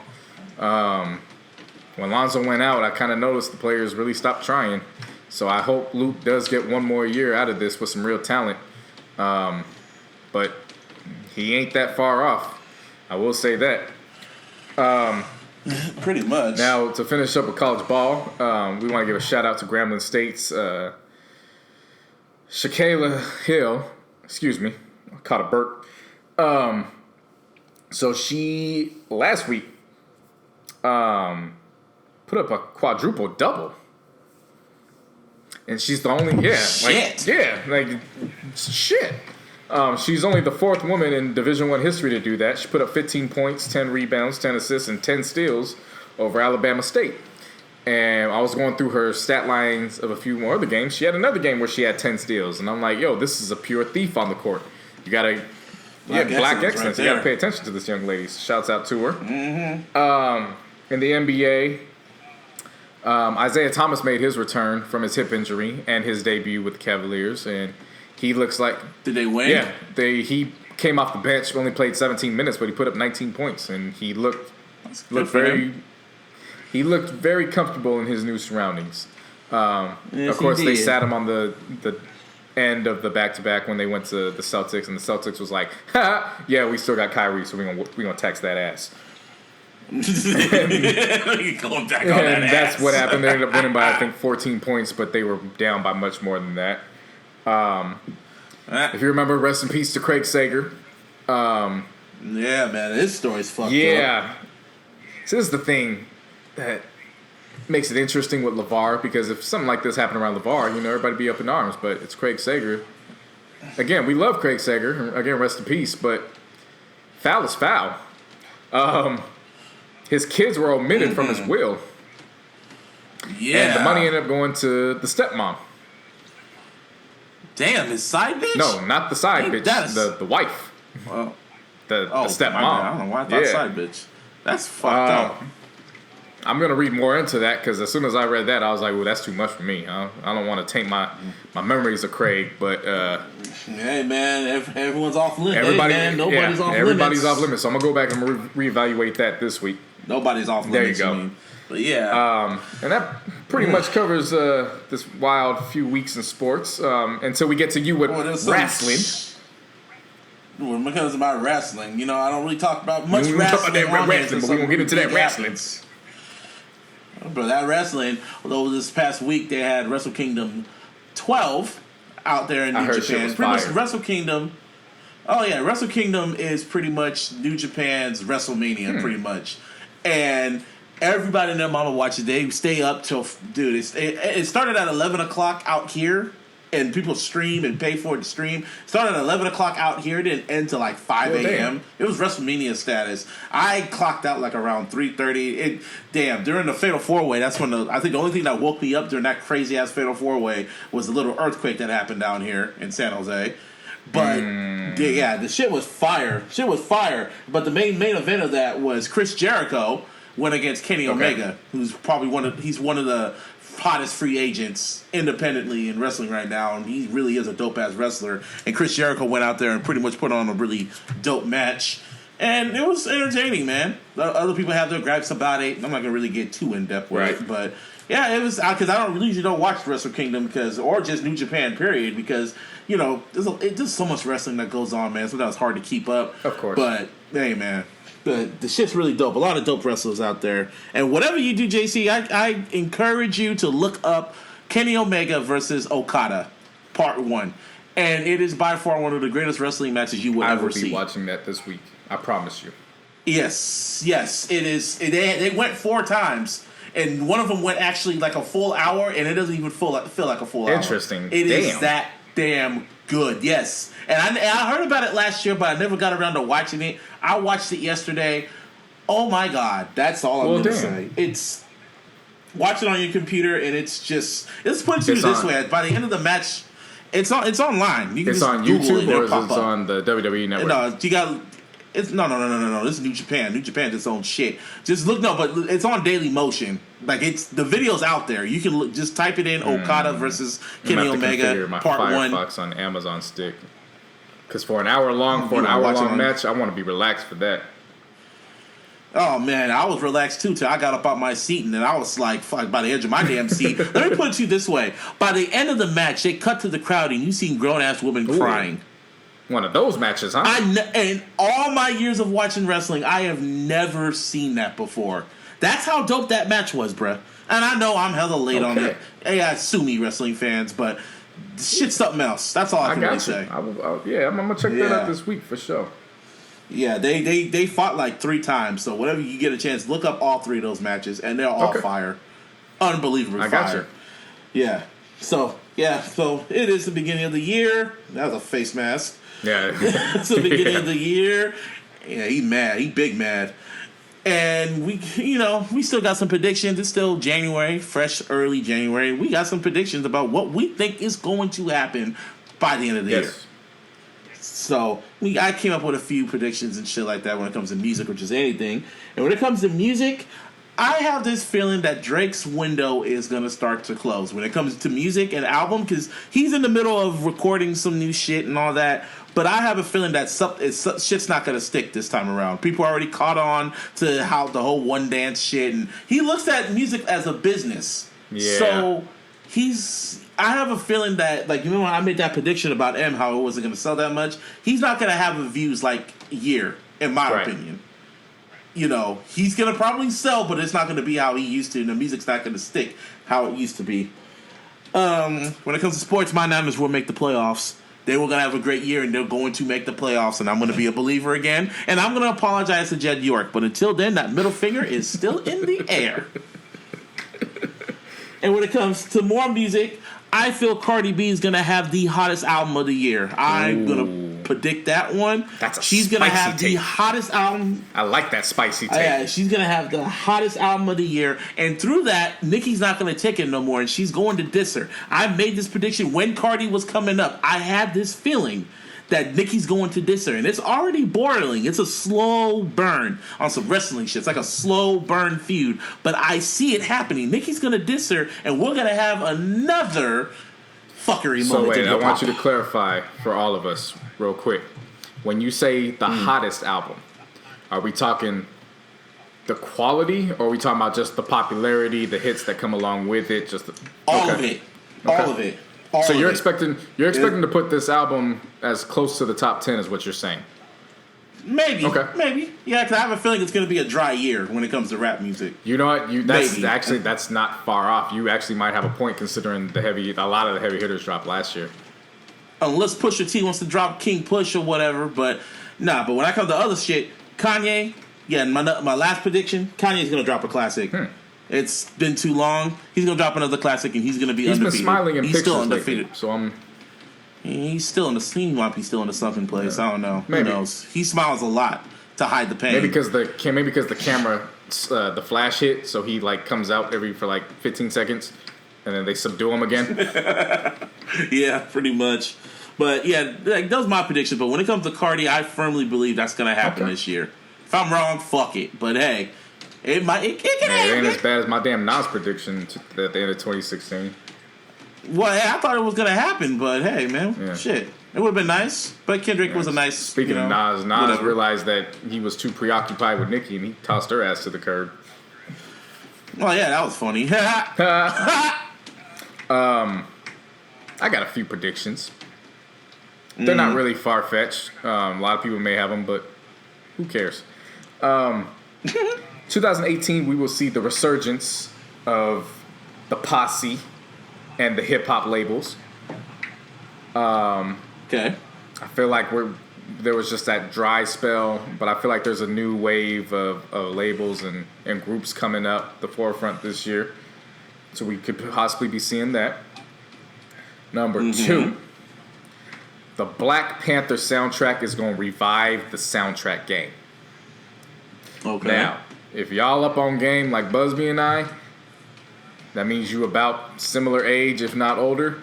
You remember when the soundtracks were just as maybe more important than certain films were. For me, the best soundtrack that's ever been released, the Above the Rim soundtrack.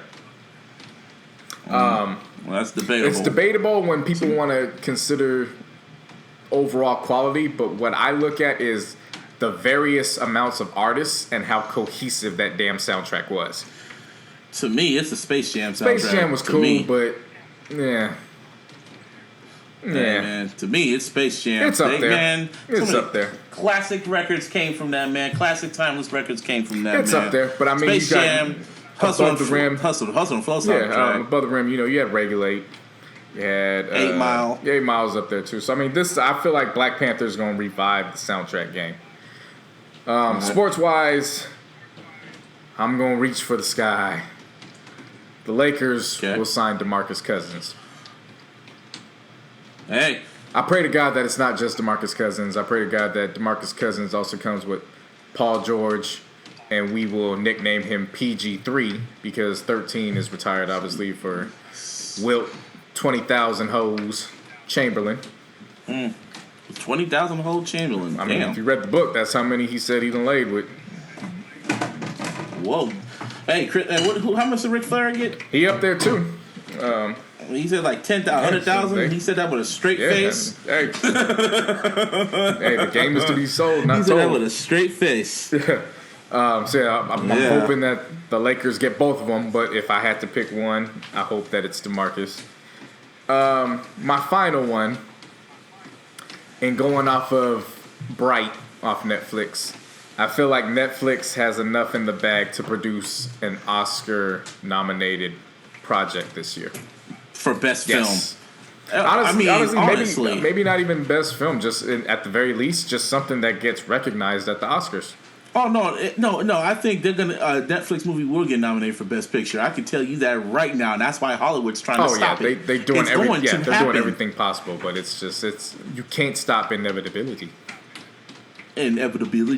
Shit. So those are our predictions, and we have one other joint prediction at that. And I think we could just end it like that, because if we all got along with that one, if you got a lot of shit happens, so of course it's going to be 2.5 hours of us talking our shit. But our joint prediction is that Donald Trump will not make it to 2018 as our president. Kick that motherfucker out of the fucking office.